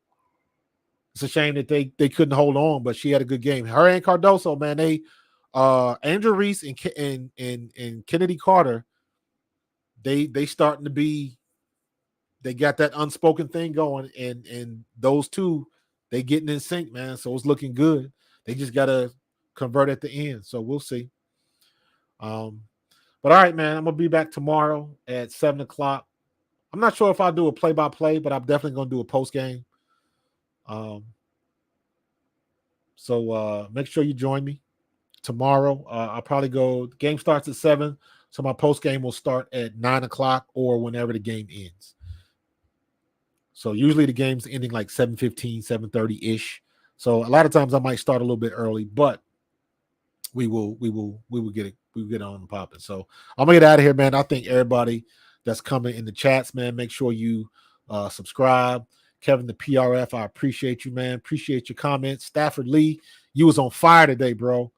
Don't be a stranger. I appreciate it. John Carter from Mars, man. You got to come back, bro. You got to come back. You get the best screen name of the night, bro. I appreciate you. BBG, as usual. You got a wrench. You know, you part of the family. Bow 316, you got a wrench. You part of the family. Her account, you was on fire tonight, too. Don't be a stranger. Make sure you subscribe. I appreciate everybody. And also, man, listen, I'm always looking for other female voices. I got 2 sisters, and if I didn't have a female voice, both of them would smack me upside the head. My older sister and my twin sister. So I'm always looking for female voices, man. So tell your friends about me. All right? And we're going to keep it going, man. I appreciate y'all. Y'all be safe. God bless. Have a good one. And I will see y'all tomorrow. All right? Peace.